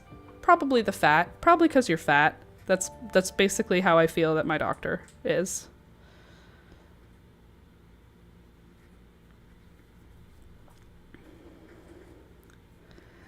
Oh well. I never said it didn't, but I'll leave compliments in that department to Alex. Exactly. That's for him. All right, so I've finished my second round. On the second round, I put 2 double crochets in each stitch, so now there's 18. And I think I'll do a round with no increases now. And then we'll increase again after. I asked my GP if I wanted... My GP asked if I wanted a gym membership, and I had to fight to say, so I can gain more muscle and more weight, and you can have more of a cow about it, i.e. a hissy fit. Yeah. Right? Do you want a gym membership? Why, are you giving it away for free? Yeah, I'll do more squats, and the next time I come, you'll be like, your thighs are huge, and I'll be like, thanks, doc. Yeah. I mean, I don't have any muscle, so mine is not excusable as muscle. Mine is definitely just gained weight from living my life and enjoying food. However, it's not at a point where I am worried about it, and having my doctor blame other issues on my weight is so annoying. And also blaming things that are not related to like mental health, being like, oh yeah, lots of people are struggling right now, and I'm like, okay, cool, but like my calves are swollen. I'm dealing with a new issue that I've never dealt with before, and my calves, like just from my knees down to my ankles, I have been dealing with swelling. Well, you know, a lot of people are really struggling right now since the pandemic, and I'm like, cool, and when it's their problem, they can get an appointment. It's my appointment right now, so could you talk to me about my issue? Sometimes that's just what happens when the weight creeps up. Okay, so while I understand that I have gained weight, I've gained weight before. I've been fat before. I've been happily fat for many years before. I've been fat this time for a number of years. And yet the swelling, which has just happened in the last couple of months, is because I've been fat. When did that decide to make a change? Because I've been fat more than a couple of months. Can you look into it? It took a lot of that type of conversation to actually get her to do things about it. Let's see. Though, and I think I've said this before, if it was commonplace to talk about privates in public, people would take advantage and sexually harass. However, because we don't talk, people ignore problems and increase risks of cancer. Sid says, yeah, that's upsetting because it can be indicative of larger health concerns and not weight related. The parts we don't talk about are so central to our overall health and well-being. Yeah, they are. Yeah, they are. Literally what I was saying, Sid, was like, hey, okay, so it could be from the weight, right? But first of all, my weight has been this way for a while now. This is not a brand new thing for me. So while I understand that weight could be a factor, I don't think it's the whole story. So can we like do something else? Can we, because she was just like, and that's it. The end, you're fine. And I was like, cool. Can we like, what's the next step though? If I'm not fine with that being the answer, what's the next step? What else can you check for? What other reasons would be for that? So, what do you know? More tests. Especially since there's not, yeah, it doesn't matter. You guys already know. Right, but can we confirm it's not one of these other possibilities? versus ignoring it. Literally, it's like, so if in a year this becomes something really dangerous that we could have dealt with now, okay, cool, just checking. That you really don't, you're not concerned. So, anyway, we're working on it. It's going to be fine. And she was all like, I don't really see the swelling. And I was like, okay, I'm in my body all the time. 100% of the time I'm in my body. And I know what my body looks and feels like all the time because I'm always the one in it. So while you're saying it doesn't look very swollen, I'm telling you, it looks way different than it normally looks. So could you... And then I showed her how the swelling, like if you poke my leg, the dimple stays, which is a way to show swelling on your leg. And I was like, so the dimple stays. And she just like looked away. And I was like, can you watch? Can you see how long it stays there for? It's longer than it should. Because it's like, there's like ranges for how long if you poke your leg, how long it takes for the swelling to like refill the dip. Anyway. And then she was like, yeah, I have that too. And I was like, cool, then you need to make a doctor's appointment. But that's not why I'm here. I'm here for my doctor's appointment. Made me crazy. Makes me so angry. Yeah, that's edema. It can be indicative of heart issues in some cases. I am infuriated for you. Yes, that's what I'm saying. So I'm like, could you find out if it's edema or lymphedema or lipedema? Because if I have lipedema, that's a chronic problem that I need to deal with. And like I was saying, like I've been wearing compression stockings, I've been drinking more water and reducing my salt intake. I don't eat a lot of sugar. Like I've been saying all the things that I've been doing. And she's just like, sometimes that's just what happens when you gain weight. And I'm like, okay, but I've done gaining weight before. This has never happened. And she was like, well, you're over 30 now, so it can change. And I'm like, listen to the words that are coming out of my mouth, okay? Like I understand the words you're saying. Can you try to understand the words I'm saying? We need to find out if it's heart failure, please. Can you check that I don't have like congestive heart failure for like any reason? Can you put a little mark on the blood test for that? Can you do that? It's like a whole thing. And then it's like, I'm crazy. Like, it's very unlikely that that's something you're dealing with. Right. But it's also not impossible. And it's not any more work for you. I'm already here. All you have to do is sign a paper. Like, it's not a big deal for you. And if it's going to make me feel more confident and comfortable, who cares for you? Like, what's the problem? I hate it. I hate it so much. Of course, many women get breast or cervical cancer because of embarrassment, but I do think slightly worse for men who can be very reluctant to seek help for medical or mental emotional issues. So while I agree that it is obviously harder for men to seek out, not obviously harder, it's harder for men to seek out medical stuff because they don't want to be seen as like a wuss. It's not harder than it is for women because breast cancer and cervical cancer are more likely to kill you than testicular cancer, just saying. Testicular cancer is like a super slow growing cancer that in some cases doesn't even get treated because they don't, like, people will be like, oh, remove the tumor, of course. No, it doesn't need to be removed because it grows so slowly that it would be more of a invasive procedure to remove it and wouldn't increase your quality of life enough to justify it. Like, it's not the same. But I get what you're saying about, like, Alex doesn't want to go to the doctor and have his tonsils looked at because it's not ruining his life. It's like the thing has to ruin your life before boys will go get it checked. Yeah, and that you're being hysterical BS is worse somehow coming from a female doctor. Yes, it is. It's also like not everything needs to be compared to someone else. You know, you can just talk to me as me. My doctor does this thing where it's like, oh yeah, I've had that too. Or, oh yeah, my sister's had that too. And I'm like, I don't care about anyone else having this. I just want you to talk to me about my stuff. I don't need you to tell me how it's not a big deal because you've seen it before in your immediate circle. It's not helping me, what you're doing. So, thanks, I hate it.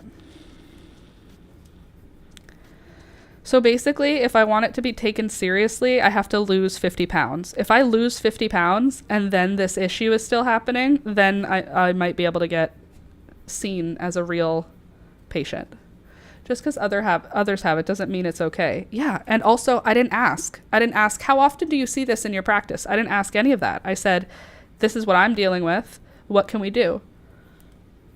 What's the next step? Okay, so you don't think it's anything. So are we just done? We're just done investigating. I just go home and I don't look at my legs anymore. I don't worry about them. I don't think about them. Like, what now? We just don't do anything. It's just done? Okay. That doesn't make a lot of sense to me personally.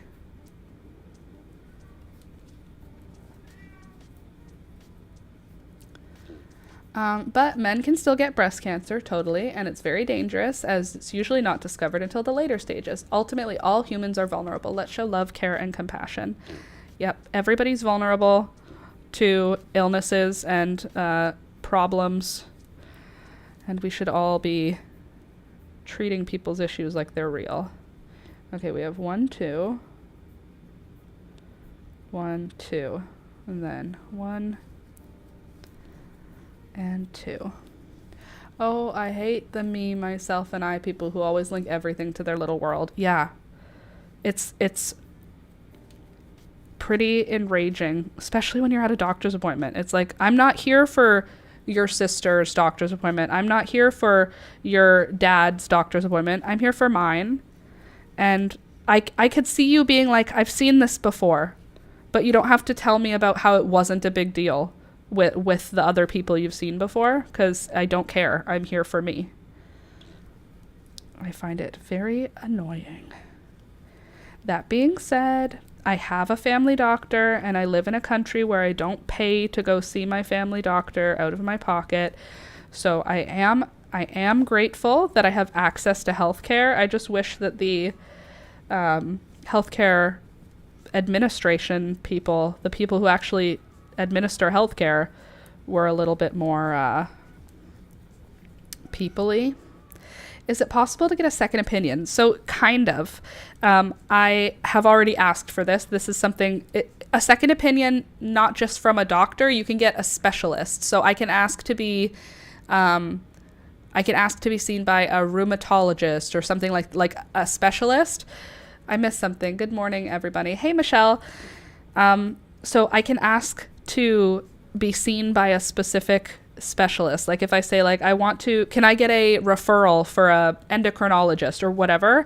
But I haven't done that yet because I'm still waiting on one more test first. I have to do one more blood and urine test in like a month.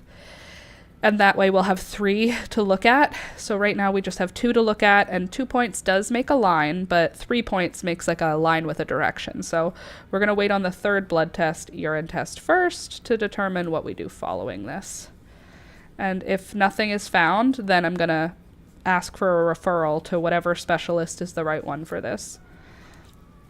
Because I would like to understand why this would happen. And also, is there anything else I could be doing?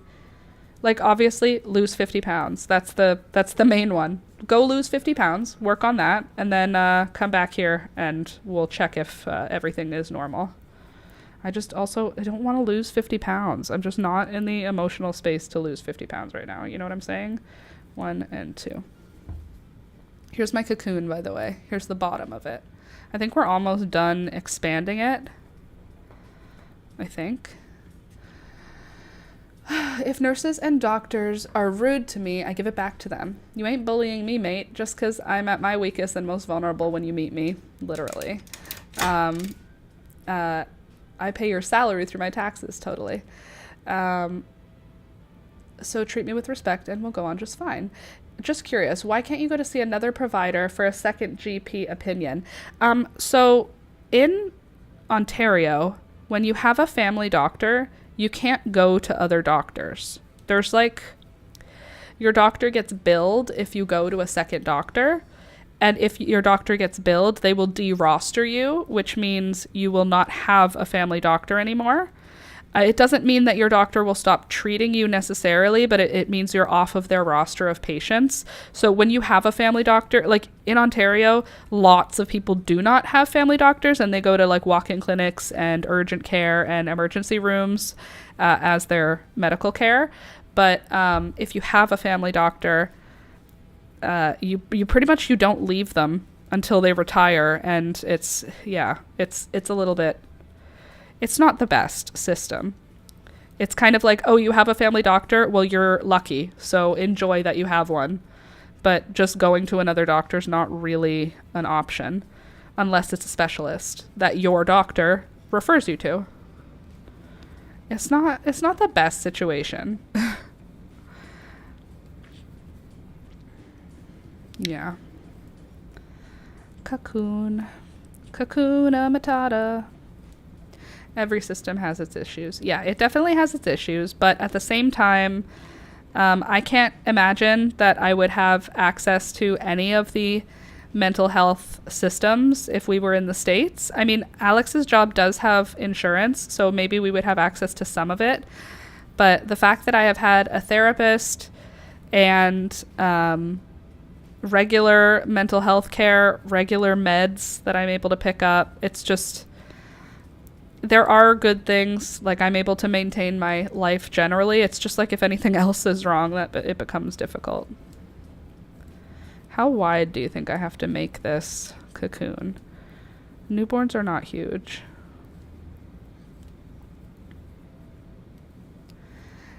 But it's true. Every system has its issues. And the Canadian healthcare system is no different. Yeah, the only reason I have therapy is because Vermont's Medicaid is so good. Other states are trash on care. Yeah, I don't know how other provinces are on care. I genuinely have no idea what other provinces are up to when it comes to healthcare. I just know that I just know how Ontario works because that's where I live. I'm sure it's a little different across the other parts of Canada. Okay, so here's the bottom of the cocoon now. I feel like the lighting is different here than it is here, but it shouldn't be because it's the same shot. Maybe if I shrink you down a little bit again.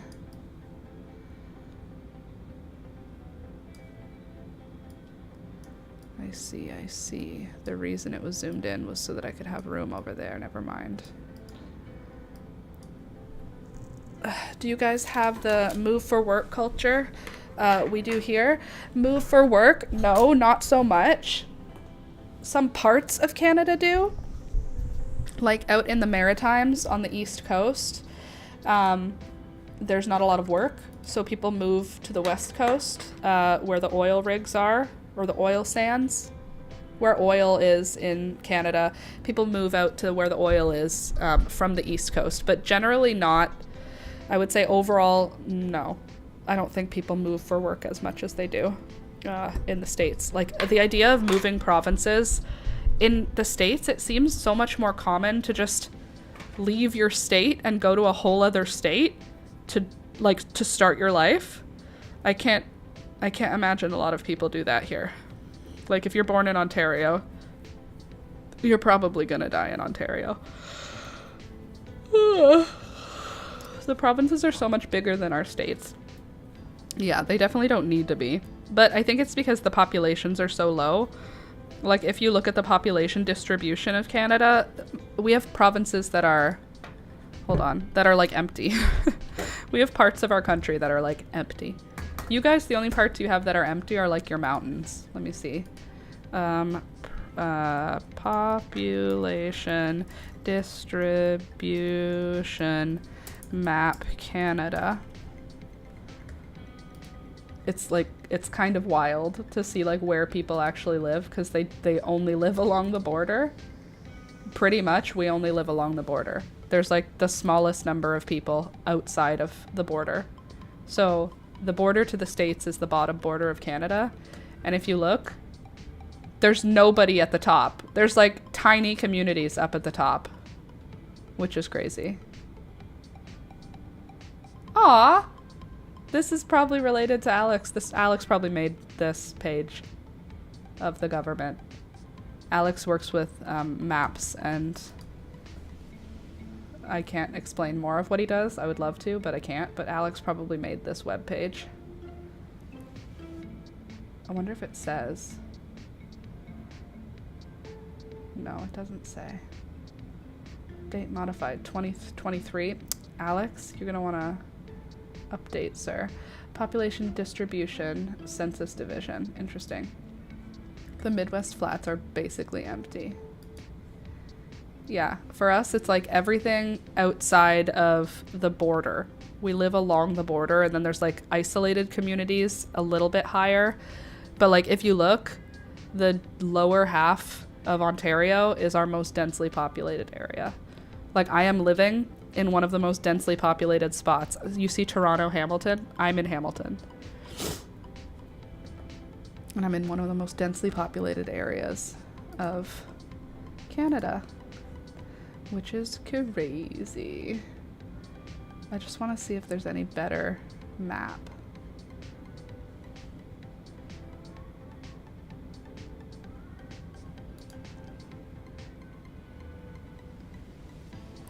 Alex? I hear Rohan, but I don't know where Alex went. Anyway, that's that. Canada, you're great, but you're empty. The Midwest flats are super empty.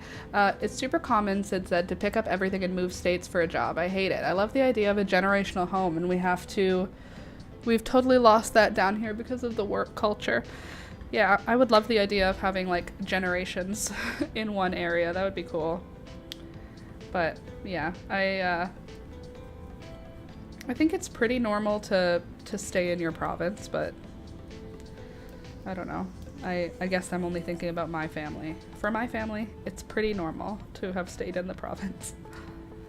I will say it feels hard to leave because Alex and I have talked about like, why do we even live here? We don't have to. We have nothing that makes us live here. Alex has a job, that's one thing. He can get a different job. My job can be anywhere. Our family, that's a reason that ties us down. That's pretty much it. Otherwise, we could just go anywhere. We could go live in Costa Rica. We don't have to live here. I just don't have the guts to do it. That's the truth, is I don't have the guts to move. I like living in Ontario. I like living in the southernmost area of Canada. It's funny because the southernmost area of Canada is freezing right now. We have like genuinely like 3 feet of snow outside. Family's a big reason though. Yeah, it is. But also outside yesterday, I brought a bunch of my wool sweaters outside. We have, like I said, 3 feet of snow, and then yesterday it started snowing again. So I brought out my wool sweaters and I just laid them out on the snow where the birds don't go, and laid them out flat on the snow, and then I let them get snowed on for the whole afternoon. And then in the evening, before the sun was all the way down, I shook them off and brought them back inside. Did a little bit of snow washing for my wool. My heart is in Vermont, so I get loving your area too. Yeah, I do love our area. I love the land here. I do wish that I could find somewhere a little bit less busy while still being in this area. This is such an expensive area to live because so many people live here. It's just what happens. All right, let me see how this is looking. I think it's time for another increase maybe. We don't have to do very many increases for the baby, what's it called, cocoon. I think one more should get us to the width we need, because you just shove the baby in the whole thing. It's like a hat that they wear upside down.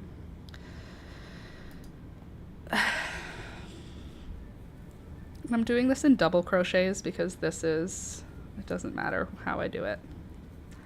So I'll put 2 in the first, then I'll put 1 in each of the next 3. 1, 2, 3. I was painting my nails, but the cocoon is a good idea. They're so cute. Right? And they're little babies, they are. I mean, they're so small. They deserve a small little cozy thing to sit in. And I think what I might do is I'll do the bottom in this thicker, like 3-strand, and then I might switch to 1 or 2 strands when we get towards the top, like where we'll be touching baby's face. 1, 2, 3. And then 2 more. So this, I think, is going to be our last increase. I don't think we need to do very many increases for this because it's going to be newborn sized. And I think that I'll be able to write a pretty quick pattern for this also, which will be fun. 1, 2, 3. And then 1 and 2. I've also been considering taking a break from live streaming, like maybe taking a month off.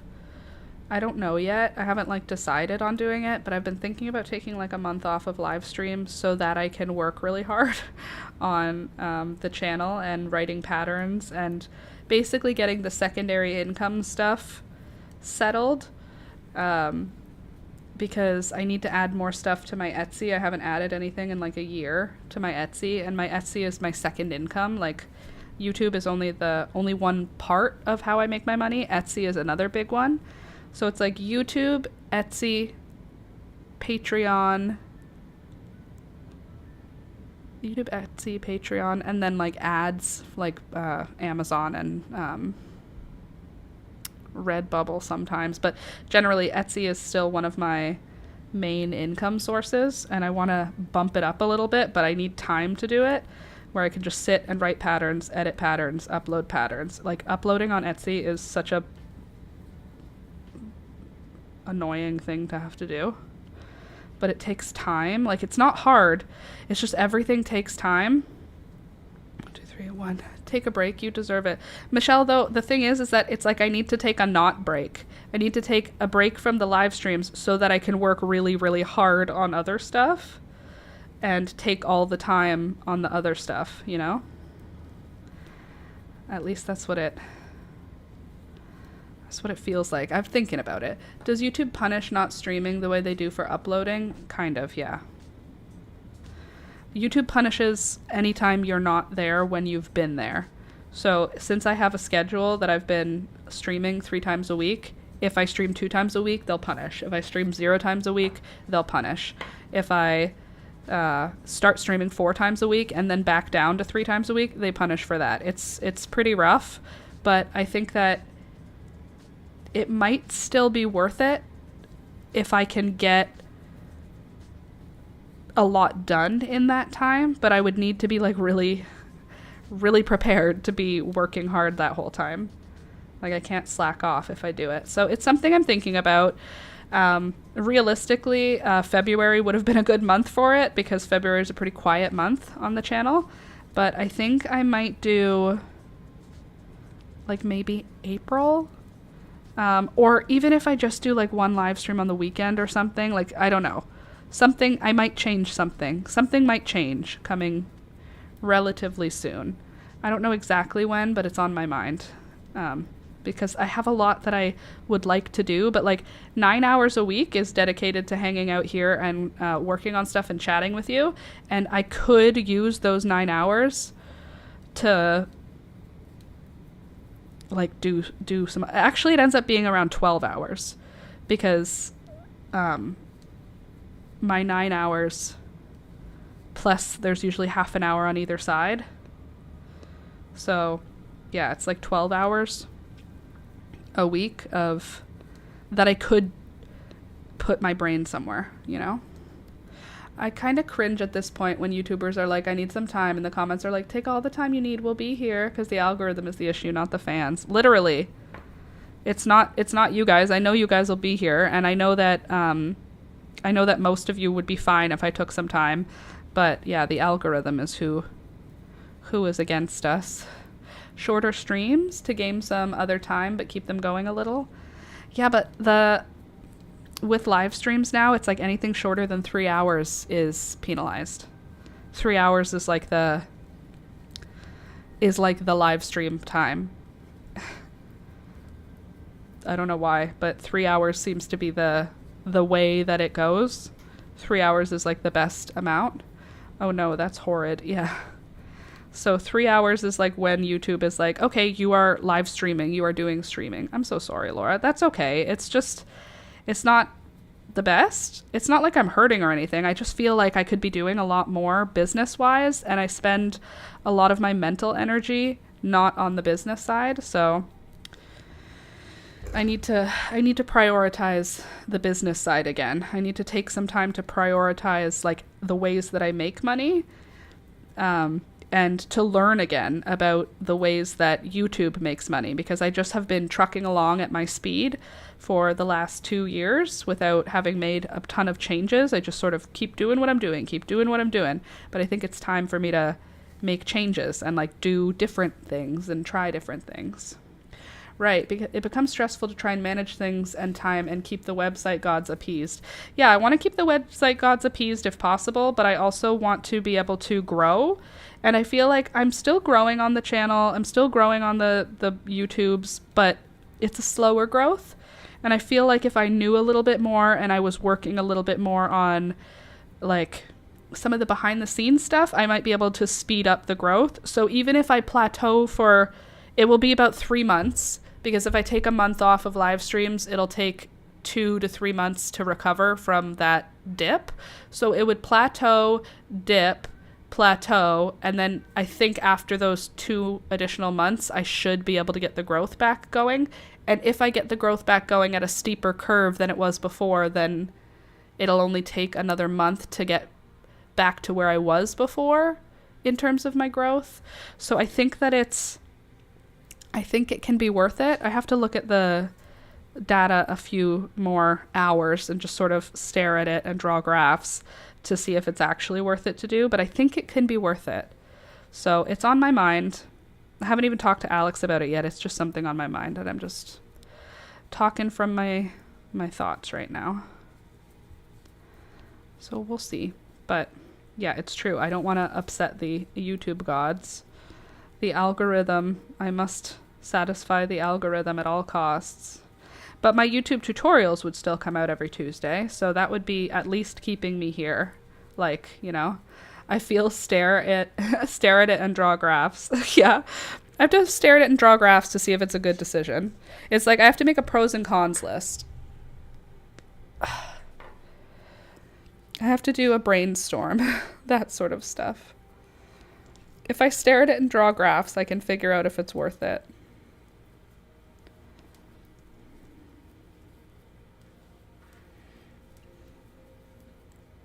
I'm glad you can feel it. I'm glad you understand the vibe. We'll see. I'm not really worried about it because I know that regardless of what I decide, it's going to be okay. I just wish I could know which was the best decision, or like what time would be the best time to take a break from the streams in order to work harder.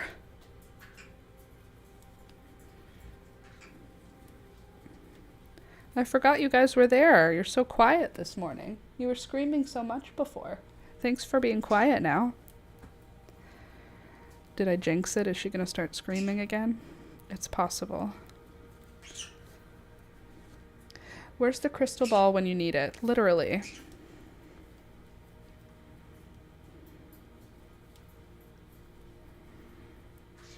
One crystal ball, please.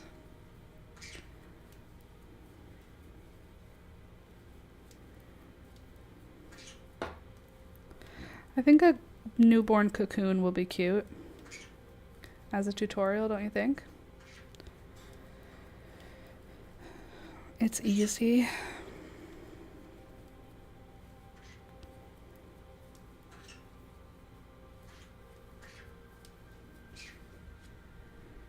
I think that'll be wide enough now. So I can just work up straight for a few more rounds.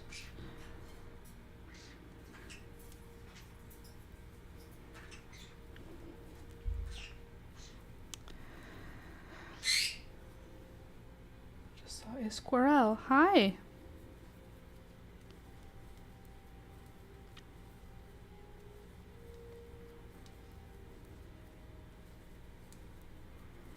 Okay. No, ma'am. No. Everyone hates those noises. Don't screech like that. Okay? Don't do it. No one wants to hear that. So rude. Blah, I need some food, BRB. Sounds good. I'm kind of wondering if I should switch to another color. So I've done pink up till here, pink with the green, and it's like a number 5 weight, I want to say. But I have a thicker just green, so I could do just green for a couple rows, or I could do green, and then I have purple also. It's a girl color. Girls like purple, right? Excuse me. And then I have this pink with this other blue. That might be kind of fun to switch it up. Are you the same thickness? That's another question we need to wonder.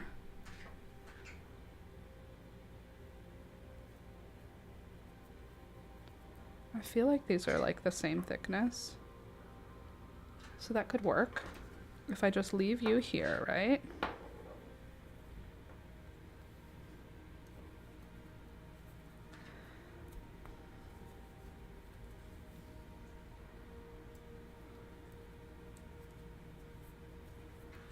Let's see.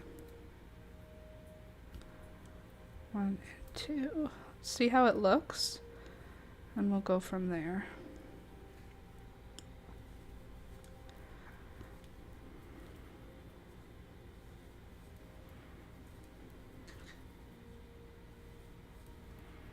That could be fun. Pink and then green.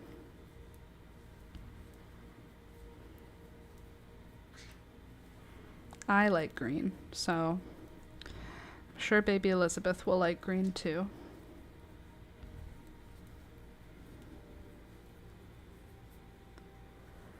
Okay.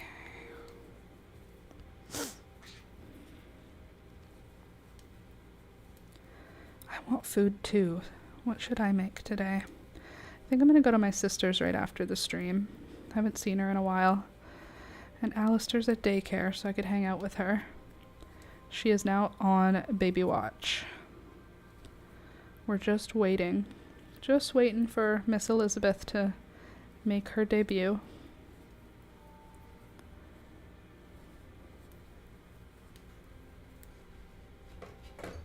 Okay. Aw, kind of looks like a strawberry. We'll see if it turns into a strawberry. Also, it is almost time for the snow to start melting, which means we'll be able to go into the forest again and forage for mushrooms, which is something that I'm very excited about. I feel like I haven't found mushrooms since November, and I would really like to go mushroom hunting. This year, I'm going to find chanterelles. I'm going to find more oyster mushrooms. I'm going to try and find a hen of the woods. And I'm going to try and find, what is the other one? Lobster mushrooms. Those are my big hope this year. I would like to find more mushrooms that I can eat. What is it? I need a new coffee. My coffee has become cold, so please excuse me while I go. Okay, refill my coffee. What's that for? Why are you screaming?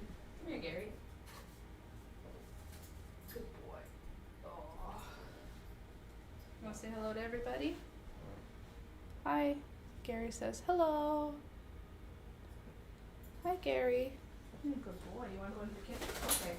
Go on your face. Whoa. Whoa. Whoa.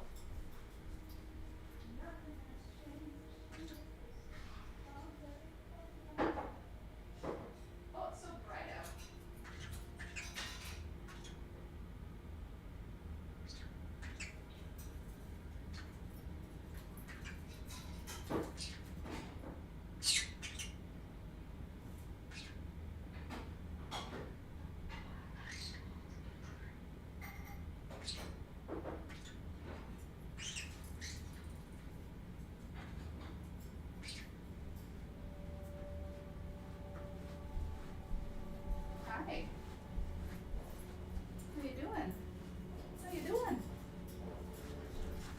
stickers. Oh, do you want to see something cool? My mom gave me a new mug. Look. It's got an L on it. Do you see the L? Right here. See it? L. Oh, that was hot. That burned my mouth. Ugh. L for Laura, in case you were wondering. All right. Still double crocheting around. Come over here, Beelzebub. You don't need to scream. Just come here. Come here.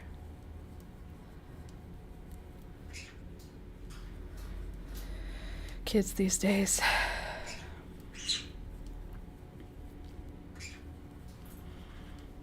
Okay, and then I think I'll switch back to the pink after this and do a round with the pink.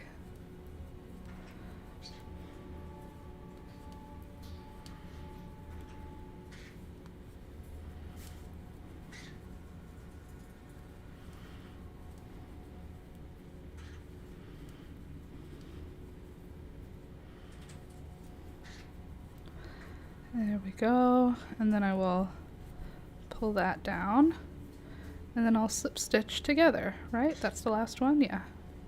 Slip stitch together, using, I think, both. Then I'll drop the green, but I won't disconnect it, just drop it. And I'll switch back to the pink and green, 1 and 2, and crochet around. Beautiful.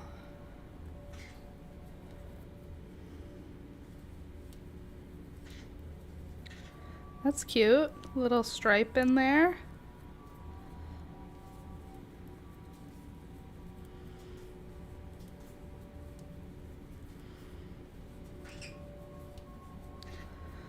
Okay, and then I think I'll do another stripe. So I did 1 stripe of green, and now I'll do 1 stripe of pink, and then I'll do 2 stripes of green after that. What? Hey, hey, hey. No, thank you. No, no, no, thank you. No. No. No, no, no, no. Pickle is trying to climb me for my string cheese. Pickle deserves some string cheese. She's just a baby. Beelzebub, sweet, sweet bird. You are chaotic, and I don't know what... What? Could you not? Could you just relax? The answer is no, absolutely not. I can scream. This is all I know how to do.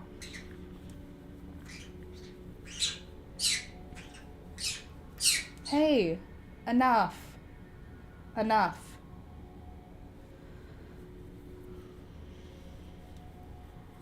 Dang birds.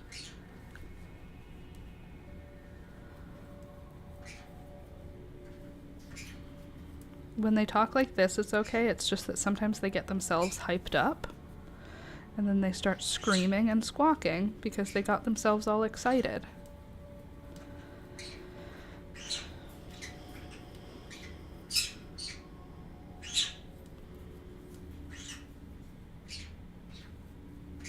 Silly birds.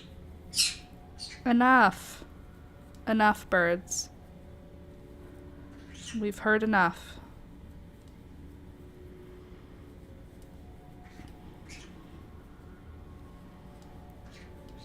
I don't know how much of this green I have. Not very much. Enough to do a little bit though. And then I have another color. Oh no, I have lots of this green. Good.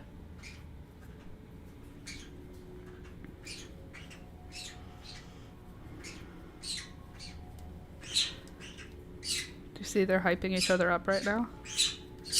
It's both birds go back, forth, until they're both shrieking is the trouble.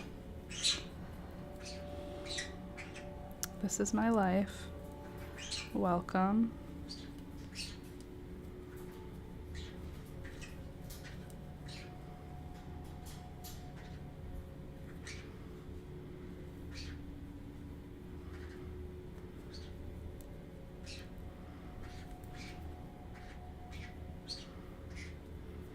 And then I'll drop the rainbow color, and I'll go back to the green, and I'll do 2 rounds with the green this time. 1 and 2.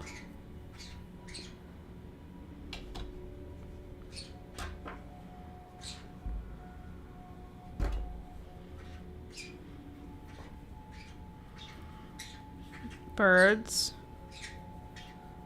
Stop hyping each other up.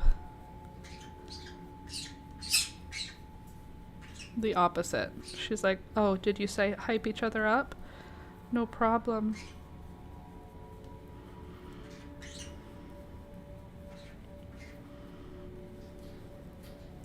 Hey, remember that time when my favorite colors was pink and green? It's a Regina Spektor song called That Time.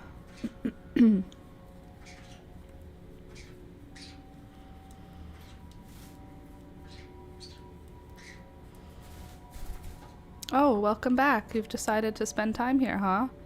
Done screeching at me? Alright, I need to drink some coffee. It's coffee time. I gave Kiwi a little piece and she tried to bury it immediately. Thunder used to do that. If you gave him something and he didn't want it right away, he would still take it, and then he would take it to his dog bed and try and bury it with his nose. Kids these days. It's already 11 o'clock. How is that happening? Here's what the little cocoon looks like right now. Little baby girl cocoon. How big is a newborn? They're not very long, right? How long is a newborn? How long is a newborn? It's probably going to be like 2 weeks. No, I mean how long? 19 to 20 inches. Do I have my measuring tape nearby? Hello? 1 measuring tape, please. Why do I put things away? Where do I put them? And when? And when will I be able to remember where they are? Okay, well, I have a ruler somewhere near here because I was using it. So there's a ruler, and rulers are 30 centimeters or 12 inches. So 12 inches, 19 to 20 inches, 48 to 50 from the top of the head to the heel of the foot. So, but they're all scrunched up. So really, 19 inches. So this is 12. Here, let me show you from above so you can see more. So this is 12 inches. So here's the bottom. And that brings us to here, this line. Okay. So 12 inches plus, let's say 19 inches. That seems huge. That seems like a huge piece. That would put it to like this tall. Does it really need to be that tall? They don't feel like they're that big. I've been listening as I take care of stuff here, starting a frittata for brunch. How do you put a baby in the cocoon? You just open it and you like shove the baby's feet in and then just kind of shimmy it up on them. It's not for like a long period of time. It's like if you're carrying them around, they can be in a cocoon, or for a photo, you can put them in a cocoon. Baby cocoon. I'll show you what one looks like. Like that. Like cute little, just a thing to put the baby in. That's cute. Oh, I like the idea of having like this, like having an opening like that. I'm just working up, but I like the idea of it being kind of open. Like I'm working on it like it's just a giant sock, like this sort of thing. But I think you just shove the baby in. I kind of like the idea of having it with the opening though, kind of like this. The second one, the purple one.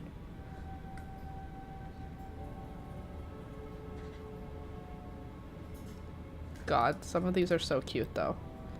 These little faces. Little Ann Geddes style babies.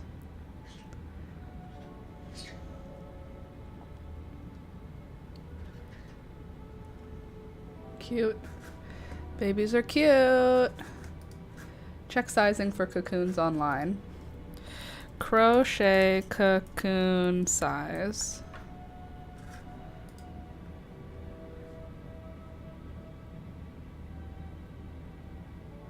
Cocoon size, let's see. Oh, finished rectangle height, 25 inches. Huh. Okay, so if I were making it a rectangle, I would make it 25. That's kind of crazy.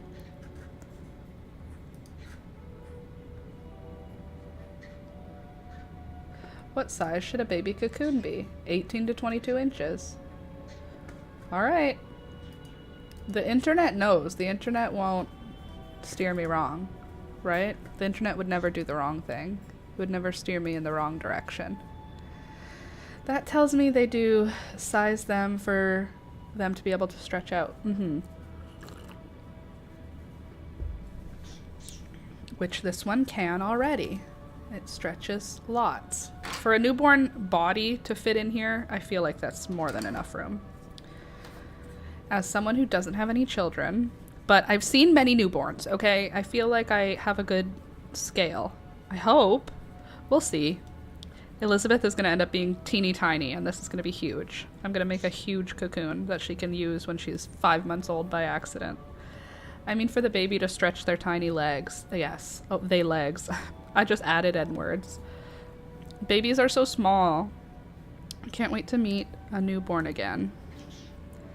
They're so cute and little. I didn't even drink my coffee. I need to drink my coffee. The reason I took a break was to take a sip of my coffee, and then I got distracted. I need to drink some. Better too big than too small. I mean, I can always wash it on super hot if it's way too big, and then it'll be fine.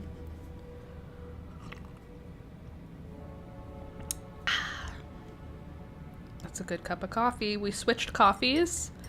We've been using Maxwell House. We used to be Folgers, and then before that we were Starbucks. So we were drinking Starbucks for a very long time, like the coffee beans that we grind at home. That's not a stain. That's just the weave. Weird. Okay, anyway, we were drinking Starbucks for a long time, and then the price of Starbucks like doubled. And so we were like, all right, we'll just switch to Folgers. And we drank Folgers for a long time, and then I don't know why, we just switched to Maxwell House. And I'm not a fan compared to either Folgers or Starbucks. So now we got a different version of the same thing. Sorry, I have to put an earring in. I just felt and there's no earring in my ear, so I took out my earrings to decide which one I want to put in. Anyway, all that to say, we're now using the still Maxwell House, but they have a different version that's like breakfast blend, so we're trying that. It's a lighter roast. Do I really have no plain earrings to put in right now? I just wanted to put a plain one. Do you have... Nope, you're not done. Please hold as I just sort out my life over here.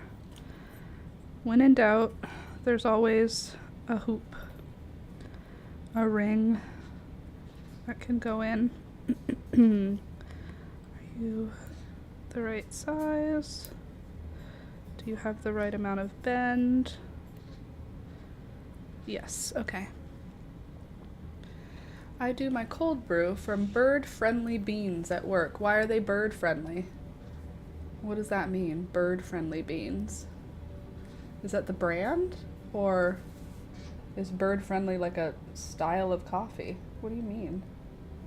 Maxwell is what my mom likes. I feel like she used to buy Folgers though. They don't deforest for the coffee plants. Oh, the way that it literally should be. Bird friendly. Could they just not deforest to grow most things? Couldn't they just avoid deforesting? I don't know why it has to be so land destructive to do everything. Shade grown and bird friendly are the same thing. Okay, shade grown. Because they grow underneath the trees of the rainforest. Also, I mean, there's GMO everything. Couldn't they GMO some coffee that grows here so that we don't need to be deforesting like places that really are important to maintain the forests of, you know? Like, wouldn't we have mountains? Couldn't we find like a cold growing mountain coffee that just grows in the mountains? All right, 1, 2, we're still missing one. Who will go there? Who do we have? I got a whole bunch of new earrings and they're in the car because I left them in there. Not my best moment, but now I don't have anything to put in instead except for these tiny little stones, which I don't like. Coffee originally grew in shaded areas of undergrowth. Clear-cut plantations aren't even how coffee naturally grows, right? But it probably makes them go to flower faster and go to seed faster and all that. Maybe I could put it in backwards and then just have a circle there. That would be cool. Instead of having a stone. Could you just help me out here? Long fingernails are not the move when you're trying to put in teeny tiny earrings, let me tell you. There we go. Thank you. Beautiful. Where'd that little stone go? There you are. Now don't fall out of my hands because I can barely even hold you, let alone see you. Sorry, this takes all of my brain's energy to complete this task.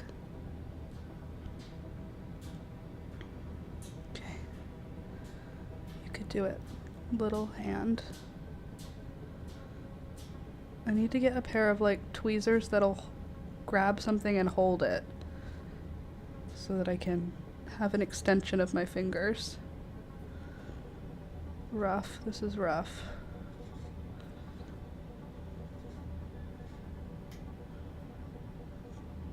Ugh. Dropped it. It's just so small. Hold on a sec. You guys just have to be patient for me while I try and do this. It's like a whole thing.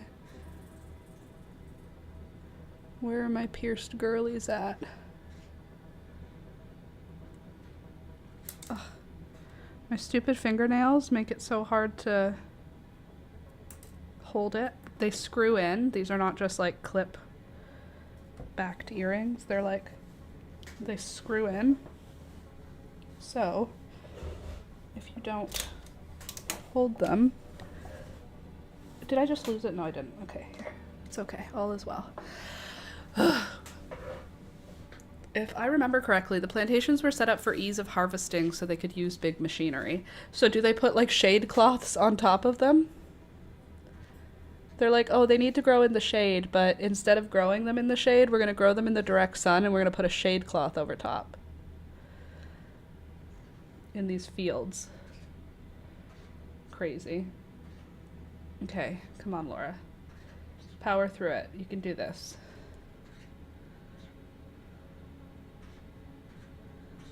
This is my least favorite part of having earrings. Ugh.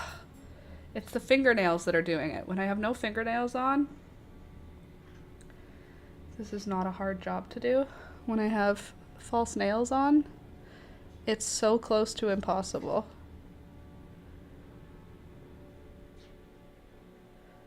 It's not impossible entirely, but it's close.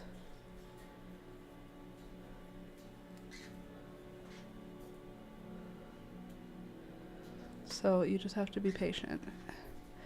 I don't think so. I think they just say the plants will get over it.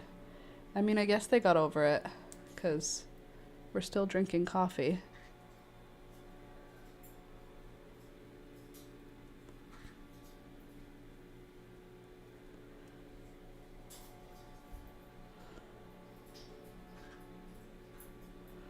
I'm gonna lose my ever-loving mind if this freaking earring back won't go inside.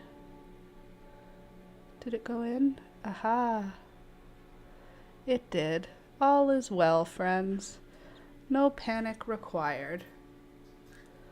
After all of that, now my ear is going to be red for a couple of hours because screwing around with my earrings always upsets me. There we go. Now we've got them all filled in again, though. Just the way... Oh, I'm still missing one at the top. It's hard. It's hard being me right now. Okay, what are we going to put up top? Do I have something that is not a jewel? I just want silver. I don't want to put jewels on. I just want silver. Okay, this one will be easier to put on. Please don't leave because I'm so boring right now. I promise we'll have fun again in a minute. We'll go back to crocheting. I just need to have my earrings in because I got focused on it and now I have to complete my task or I won't be able to concentrate on anything else. Thanks, brain. Thanks for doing that. Just the way it goes. Oh, I'm so excited to just hang out with my sister today and not think too much.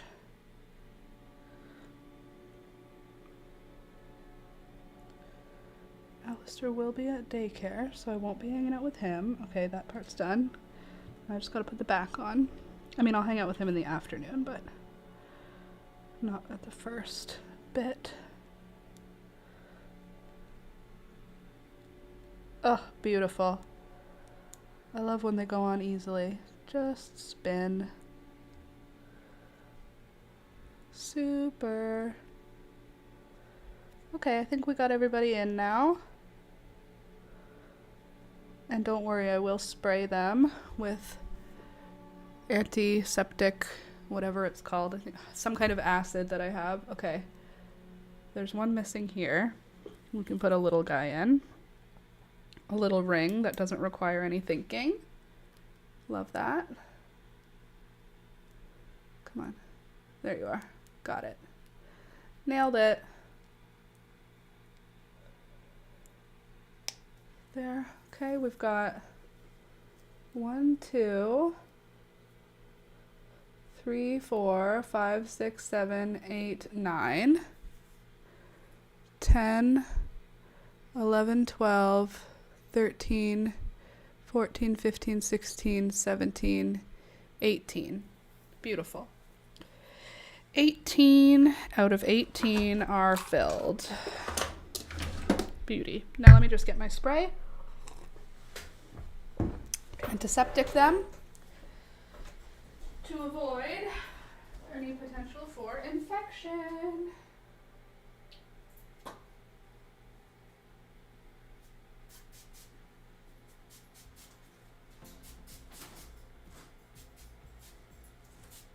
There.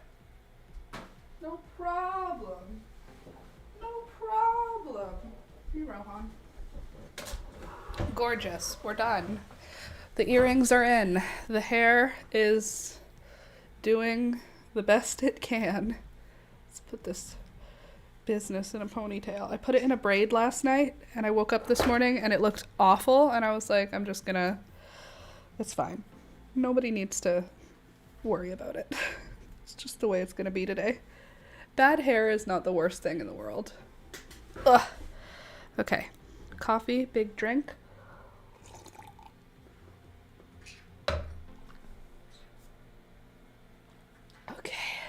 Back to crocheting for another half hour. We still have half an hour. Look at Rohan. I heard on the internet that if you go that means come here to a cat.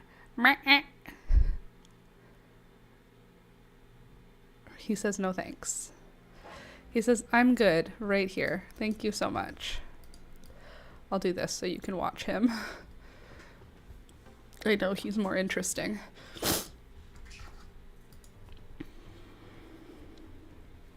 There. So I'm going to do 2 rounds with this green. And then we'll switch back to the pink. And then I think we will switch back to the green. I think we have enough to do a few rounds. Deborah, I had to catch up. I realized I was 5 minutes behind because of incoming calls. Adulting, Deborah. Can't live with it. It's not the best, being an adult. There's good things, but... Did you just attack him for no reason? Beelzebub, get off my rocks. You're never allowed to eat them. I'm sorry, Rohan. Those dang birds. Them daggone birds be out here doing all kinds of bird crimes. I'll tell you what. So yesterday I was... Okay, messages left for my GP. Ugh. Yeah, definitely ugh. So yesterday I was noticing my plants looking really sad. Like, a lot of them were looking really sad. So I took a bit of time and I watered everything that needed watering yesterday. But I also found that a whole bunch of my plants have thrips right now. I knew that my sister's Monstera had thrips, and I knew that something else I knew already had thrips. I don't remember what now, but now it seems like everything has thrips. So that sucks. Yesterday I filled a bottle with hot water, 2 drops of Dawn dish soap, and about probably a quarter of a cup of neem oil. Shook all that up together. Then I added peroxide to that mixture, shook it all up together, and then I sprayed that all over the surface of every single plant. And I didn't rub it off. I just let it drip onto the floor. I mopped the floor after, but I soaked it like it was raining. Like, my windows behind this plant section and the wall behind were just all wet from spraying that neem oil mixture. The house smelled gross. If you didn't know, neem oil smells bad. But sprayed everybody yesterday, so I'm going to do that again on the weekend. I'll spray everybody again. And what I really should do is take all of these plants down to the bathroom to hose them down with my shower head. But I really don't want to do that. Like, I know how messy that'll be, and I really would love to avoid doing that. But, in truth, that would be my best, that would be me being the most responsible with my plants. But I think I'm just going to spray them down for now with neem oil, soapy water, peroxide. My phone's going to die. All of the things that I have that help with thrips. Hold on a sec.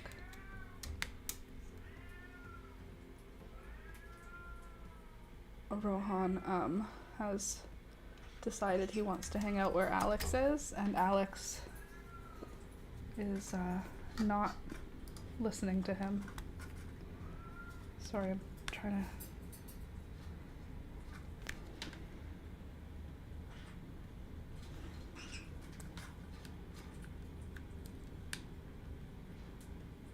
Okay, there we go. Now we're charging.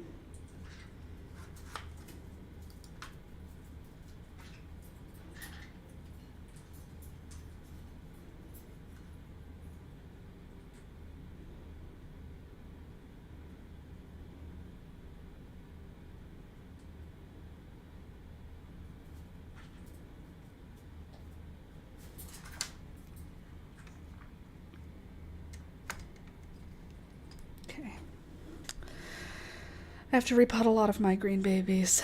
I'm nauseous again. Sorry that you're nauseous again. Hate that for you. But also, good job on getting your appointments done. And yeah, the thrips I don't want to go soak all of them in my tub. But for now, I'm just going to do the neem oil spray and hope that it helps. Maybe on Sunday, I will take a more concentrated neem oil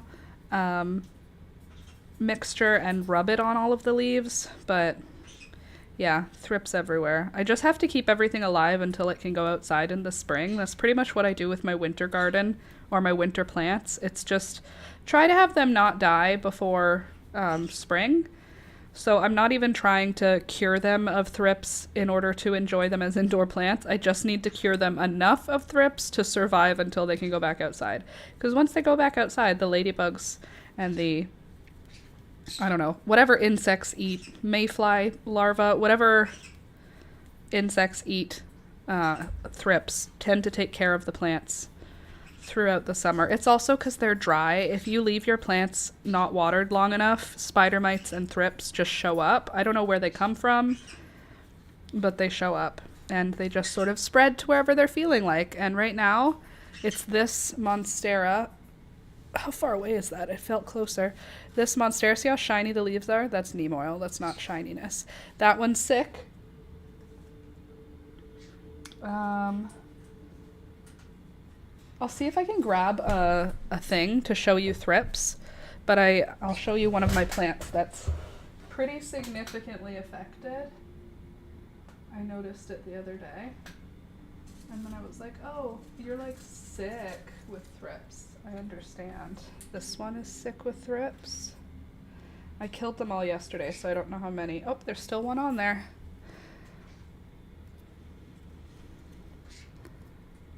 That's a thrip. Let's see if I can get it close enough to focus. Do you see it? That tiny little insect causes so much trouble. I'll show you the damage it does to the leaves. First, let me kill that one. That's all it took. I just touch it and they're dead.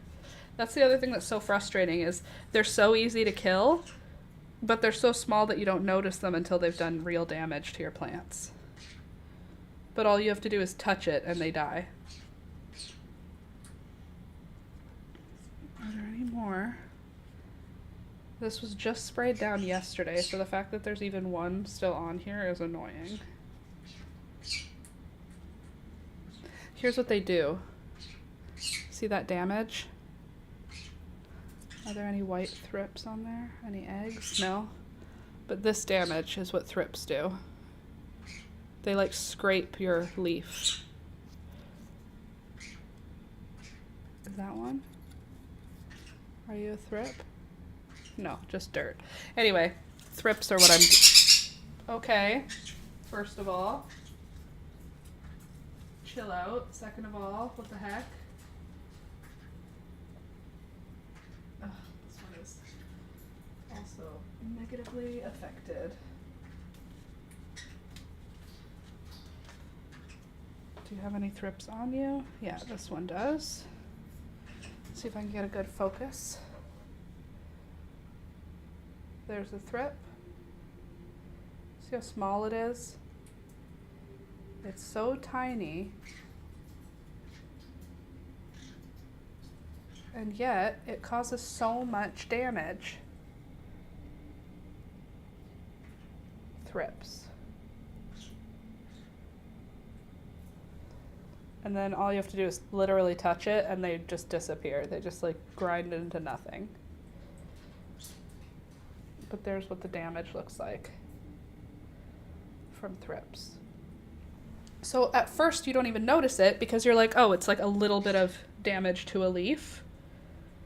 But once they've been there a while, the damage looks really bad. And you're like, oh, it just needs water. Nope. There's straight up insects eating it. I love how Mother Nature balances out issues. She's so magical. Yes. Unfortunately, I don't have enough Mother Nature living in my apartment to balance out my issues, so I have to use neem oil to try and help me. Educational. That's me, Sid. Here to help you identify the pests in your home. And that yesterday I sprayed everything. So the fact that I sprayed it all and today there's still a few thrips means the infestation's pretty crazy. And the frustrating thing is those yellow sticky traps, like I have... Oh, you can't see them. They're in two other plants. These yellow sticky traps, I have them to catch fungus gnats. Oh, there's one fungus gnat on this one. I have these to catch fungus gnats. They do nothing for thrips. Thrips have no interest. Thrips are like, I'm here eating leaves. I'm good. I don't need flowery things. So, thanks. I hate it. Could I repot all of my plants? Yes. Will I do that? No, because it won't fix thrips. The only thing that fixes thrips is getting them outside for the summertime getting them watered regularly, experiencing like rain. When they get rained on all the time, the foliage gets like strong. Right now, all the foliage is weak. They don't have good sunlight. They don't have wind. They don't have rain. Basically just in a sad period, my plants. They'll be fine. I don't think any of them will die. They'll just struggle. And struggling is fine. I struggle in the winter too. So I'm not surprised that my plants do. You know? What are you gonna do? It's already 11:40. Look at that. Would you look at this? It's 11:40. Also, look how cute this looks. It's like a little strawberry shortcake energy, don't you think?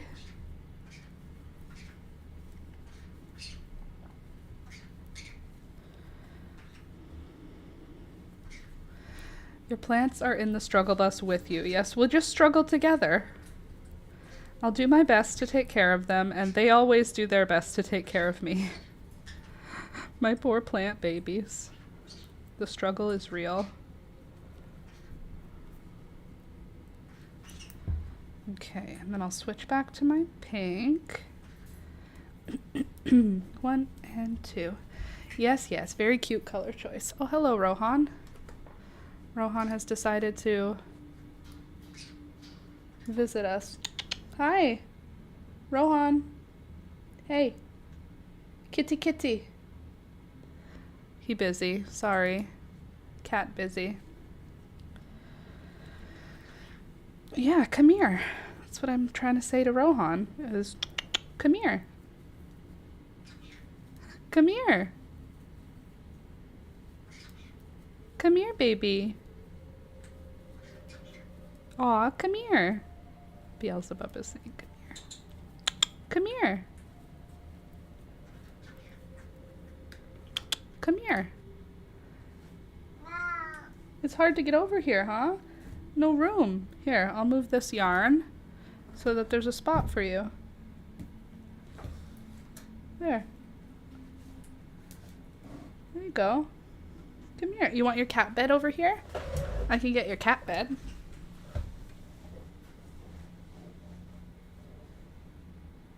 It's not finished because I haven't finished it yet. But you can still sit in it.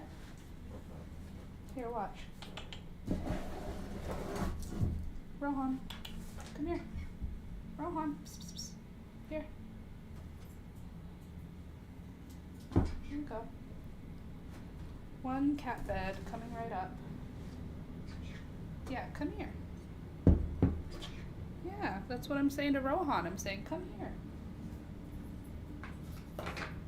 Come here. There.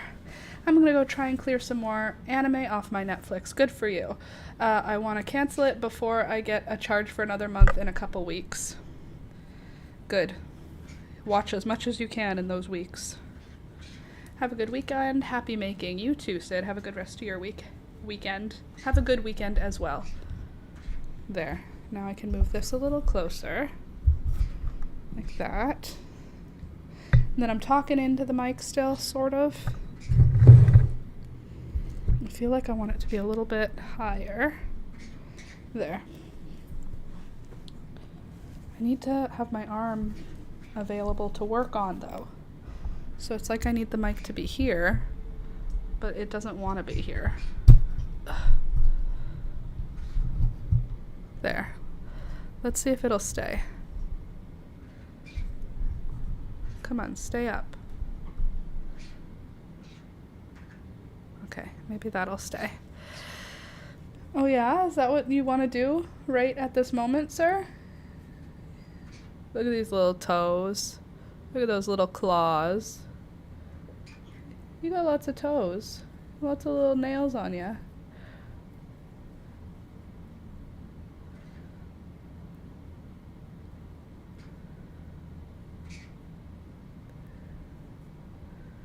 Does anyone else harass their cat for fun? 'Cause I do. I just like to bother him and then he bites me, but it's like a game. He's like, oh wait, I forgot I have a bed over there. Why would I sit here with her?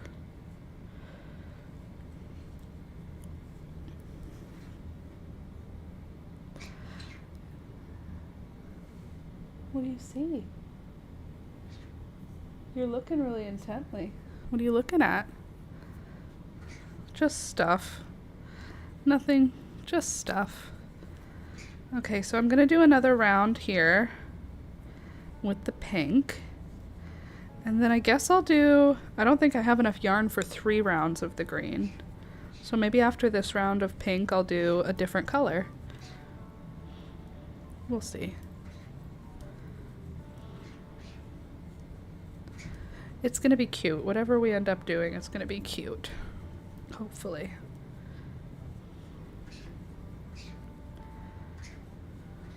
I wonder if there's enough green. Maybe there's enough green to do 3 rounds, I think. I am here. Hello. Sorry for being late. That's okay. I did the adult thing and did taxes. I haven't done mine yet. That stresses me out. But that's all right. Welcome back. Nice to see you. Good job. What are you making? A cocoon, a baby cocoon for Miss Elizabeth to snuggle in. I'm going to do one for a baby girl on stream, and then I'm going to do a baby boy one as a tutorial. I'm just testing out the number of stitches, and I like it with the 6mm hook, even though it's so big. I think that it's still nice, so that's my plan. I just have to figure out what color I'm going to mix the blue and green ones with. I wish I had more colors of green, then I could do the little Very Hungry Caterpillar colors. Let me see what color is the Very Hungry Caterpillar. Very Hungry Caterpillar. What color are you? Dark green. Okay, so I do have dark green. Do I have any mint? Different shades of green, and he has a red head. So I could do that. I still think I don't have enough colors of green. This is what he looks like. So I think I have this green, right? That's one of them. And then I think that I could do a blue mixed in with the green as another color.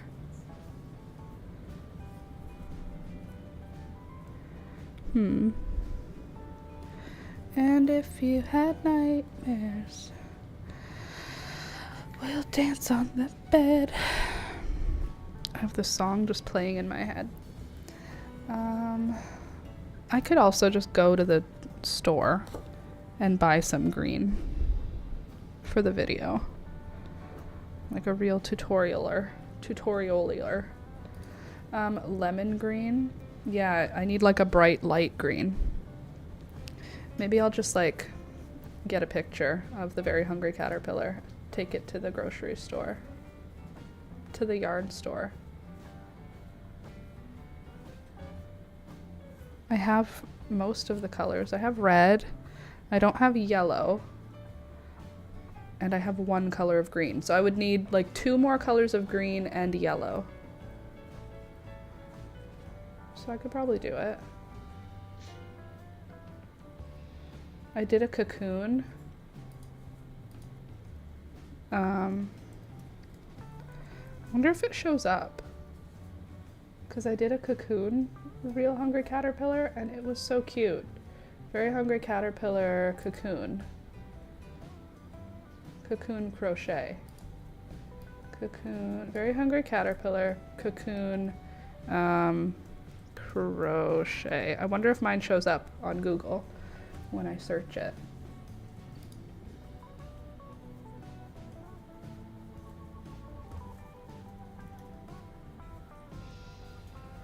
I don't know. That one looks like mine, but I don't know. I guess they'd all look kind of the same, wouldn't they?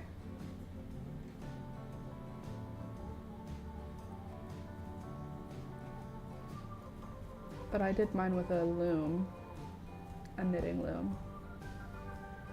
It was very cute. Wouldn't that be cool if mine showed up on the first page?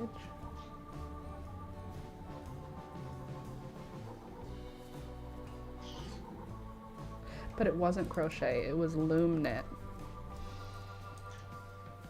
Ha! There it is. Look, there's me. That's my video. Very hungry caterpillar.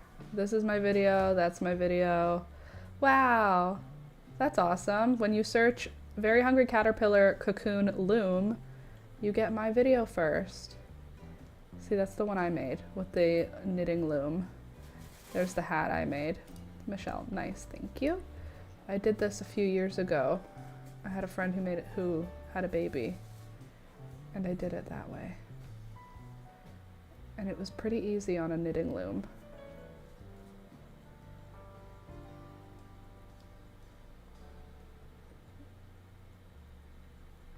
Cool. Cool. Nice. Thanks. So we could do that. We could do it again, but we could do a crochet version this time, and we could do it all in one piece as opposed to a multiple part thing. There. That could be fun. That's awesome. Thanks, Deborah. A crocheted version might be cool. And I could do like double crochet with a 6mm hook for the wide parts, and then like single crochet with a 4mm hook for the in between the segments. For work. Yeah, for work. Good excuse to go to the yarn store. It's for work, exactly. What do you mean? It's my job. I have to go buy yarn. I need it. It's important. It's what I need for my job. Candace, it's me every time I'm buying yarn. It's not for me. It's for you, actually. All right, Rohana has decided to leave. It's not for me. I'm doing it for you. I'm doing it for us. Okay. I wonder if Mr. Alex is sleeping. My guess is that the answer is yes, and I need him to wake up. He had a headache today. Wasn't feeling well. And then he was like, do you think I could take a sick day? And I was like, of course. You have as many sick days as you have with your job. If you don't feel well, don't. Because having a headache while you do your thing, do it for Johnny. Do what for Johnny? Oh, it's for the greater good. Yes, it's for the greater good. I have to do it for everyone. Anyway, he's not feeling well, so I think he might be sleeping. Unless he decided to work and then he's in a meeting that I don't know about. I'm just gonna call him real quick. You just hold on. We'll see.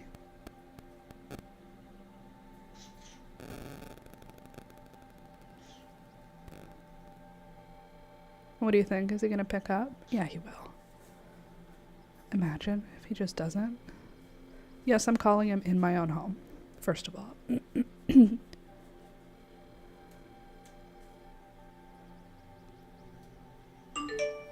Hi. Can you get the car ready soon? To go to Julia's. Yeah. I'm off in 10 minutes. Thank you. Love you, bye. It's from The Outsiders. I don't know The Outsiders. Should I know The Outsiders? Is that the one where they find a body? Is that The Outsiders, where they walk along a train track? Did you wake him up? Yes, I did. So that means he is not feeling well. Poor guy. He was like, I hate being sick and I really don't want to be sick again, but he works on the computer, so having like a migraine and having to continue doing computer work is excruciating. You don't know that movie? It's an oldie. The book, yes, or the movie. Is that the one where the kids walk on the train tracks looking for a dead body? Is that The Outsiders? Because then I've seen that one. I just don't know it off by heart. No, that's not that? Then I don't know. Which one is that? Is that the Goonies? Yes. Yes, it is. They walk on the train tracks looking for a dead body. A bunch of friends. One of them finds a dead body and says, let's go look for the dead body, guys. And they just do. First of all, the fact that that's like a side hobby for children to be doing. Oh, that's Stand By Me. Hey, you guys. That's the Goonies. All of those movies are the same movie. For me.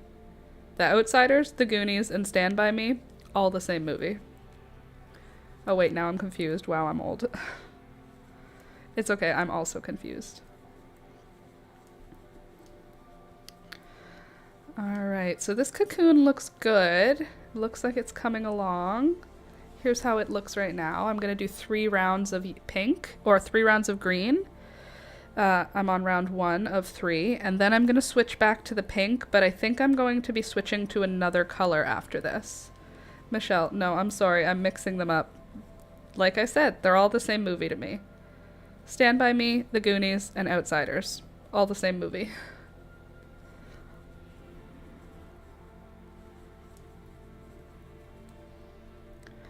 And if you have nightmares. Okay. And then we'll keep going. I don't know what I'm going to do this weekend. I feel like I have something that needs to be done, but I don't know what it is. Other than like my regular work, I feel like there's something else I'm supposed to do this weekend and I can't recall. The 21st, so 22 or 23. What do I have on 22 or 23? I don't think I have anything written down, but I feel this nagging feeling like there is something happening. And I don't know what it is. Hopefully nothing important. Or at least if it is important, hopefully I figure it out today before I wake up tomorrow in a panic. I'm sure it'll be fine. I'm kind of thinking the Very Hungry Caterpillar would be a very cute crocheted project. I know there's already a lot of them on Etsy and on YouTube, but I haven't made a crocheted Very Hungry Caterpillar on YouTube, so I think it's worth it. Plus it's so cute for a little baby.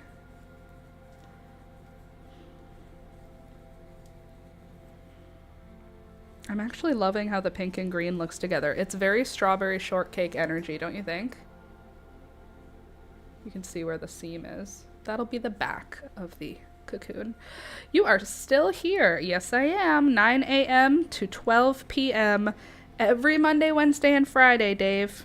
Monday, Wednesday, Friday, 9 a.m. to 12 p.m. You can come here, Eastern time. Looks so comforting. I hope so. You can always come and hang out and chat. I think I have enough green for one more round. And then I'll just need to make a change to a different yarn. Maybe I'll do one more pink round after this. Hopefully I have enough. Sadly, usually at work. I totally understand. Definitely, sadly. One awesome thing about YouTube as your job, work is at home. Unfortunately, that's also the negative thing about YouTube being your job, is that work is at home. It makes it so weird to explain what you do to people. So what do you do for work? I don't want to talk to you about it. Is that all right? Can we talk about our hobbies and stuff instead? I have no desire to explain how my money is earned. Because nobody understands. And then they're curious and they don't it's so confusing. And they're like, so what are you working on for work right now? And I'll be like, a cat bed? I don't know how to explain it to you in a way that you, as a working person who works in an office, who is also a boomer, will understand. But I'm making a cat bed. 1, 2. But it makes it more of an occasion. Welcome, welcome to this special occasion. Hanging out at the Last Minute Laura live stream. You work for defense, lol, like you work for defense or the FBI, but totally understand. Yeah.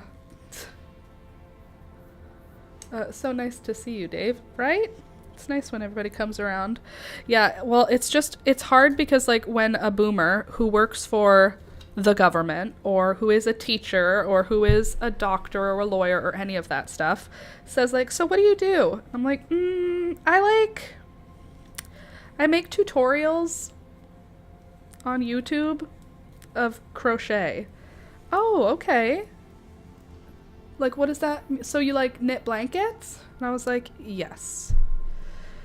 When I say I make tutorials on YouTube of crochet, I don't know how many times people say, so do you, like, knit blankets then? And I'll be like, literally, I said crochet, not knit. And also, I said tutorials, not knit blankets. But yes. So I just say, yep. That's it. Yep. If people respond to what I say with, so you, like, knit blankets? I go, I don't have to teach them the difference between crochet and knitting. I just say, yeah. Yep, I basically just teach people how. If they're so out of the crafting loop that they don't know the difference between knitting and crochet, I don't have the energy to teach them. Some people will be like, oh, really? I crochet? I've only made a few things, but I really love it. And then I'll be like, you know the difference. We can talk. You're a content creator. Yeah, but a content creator is not a real job as far as, like, boomers who work in normal jobs understand. They'll be like, what does that mean? And then, so usually I'll just say I make tutorials, because if I say I'm a content creator, they'll be like, what does that mean? And then I'll say I make videos of, like, tutorials on crochet. And then they'll say, oh, so you, like, knit blankets. Have you ever knitted a sweater? And I'll be like, yep. See you next week. Enjoy. Say you're a private tutor. I'm a public tutor. That's a good one, though, Michelle. And Deborah, my hubby keeps calling my crochet knitting. So rude. You're a filmmaker. Yeah, but then, see, if I say that as my job, it's interesting sounding. So then people say, like, oh, what kind of films do you make? And if I go, like how to crochet a Luna moth, that's, like, the kind of film I make. It's not a film. You know what I mean? Like, I'm not a filmmaker. But it can't sound... It's like how people who do OF say that they're a spicy accountant. I need, like, that. I need, like, a thing that is boring. Oh, I'm an accountant. You know?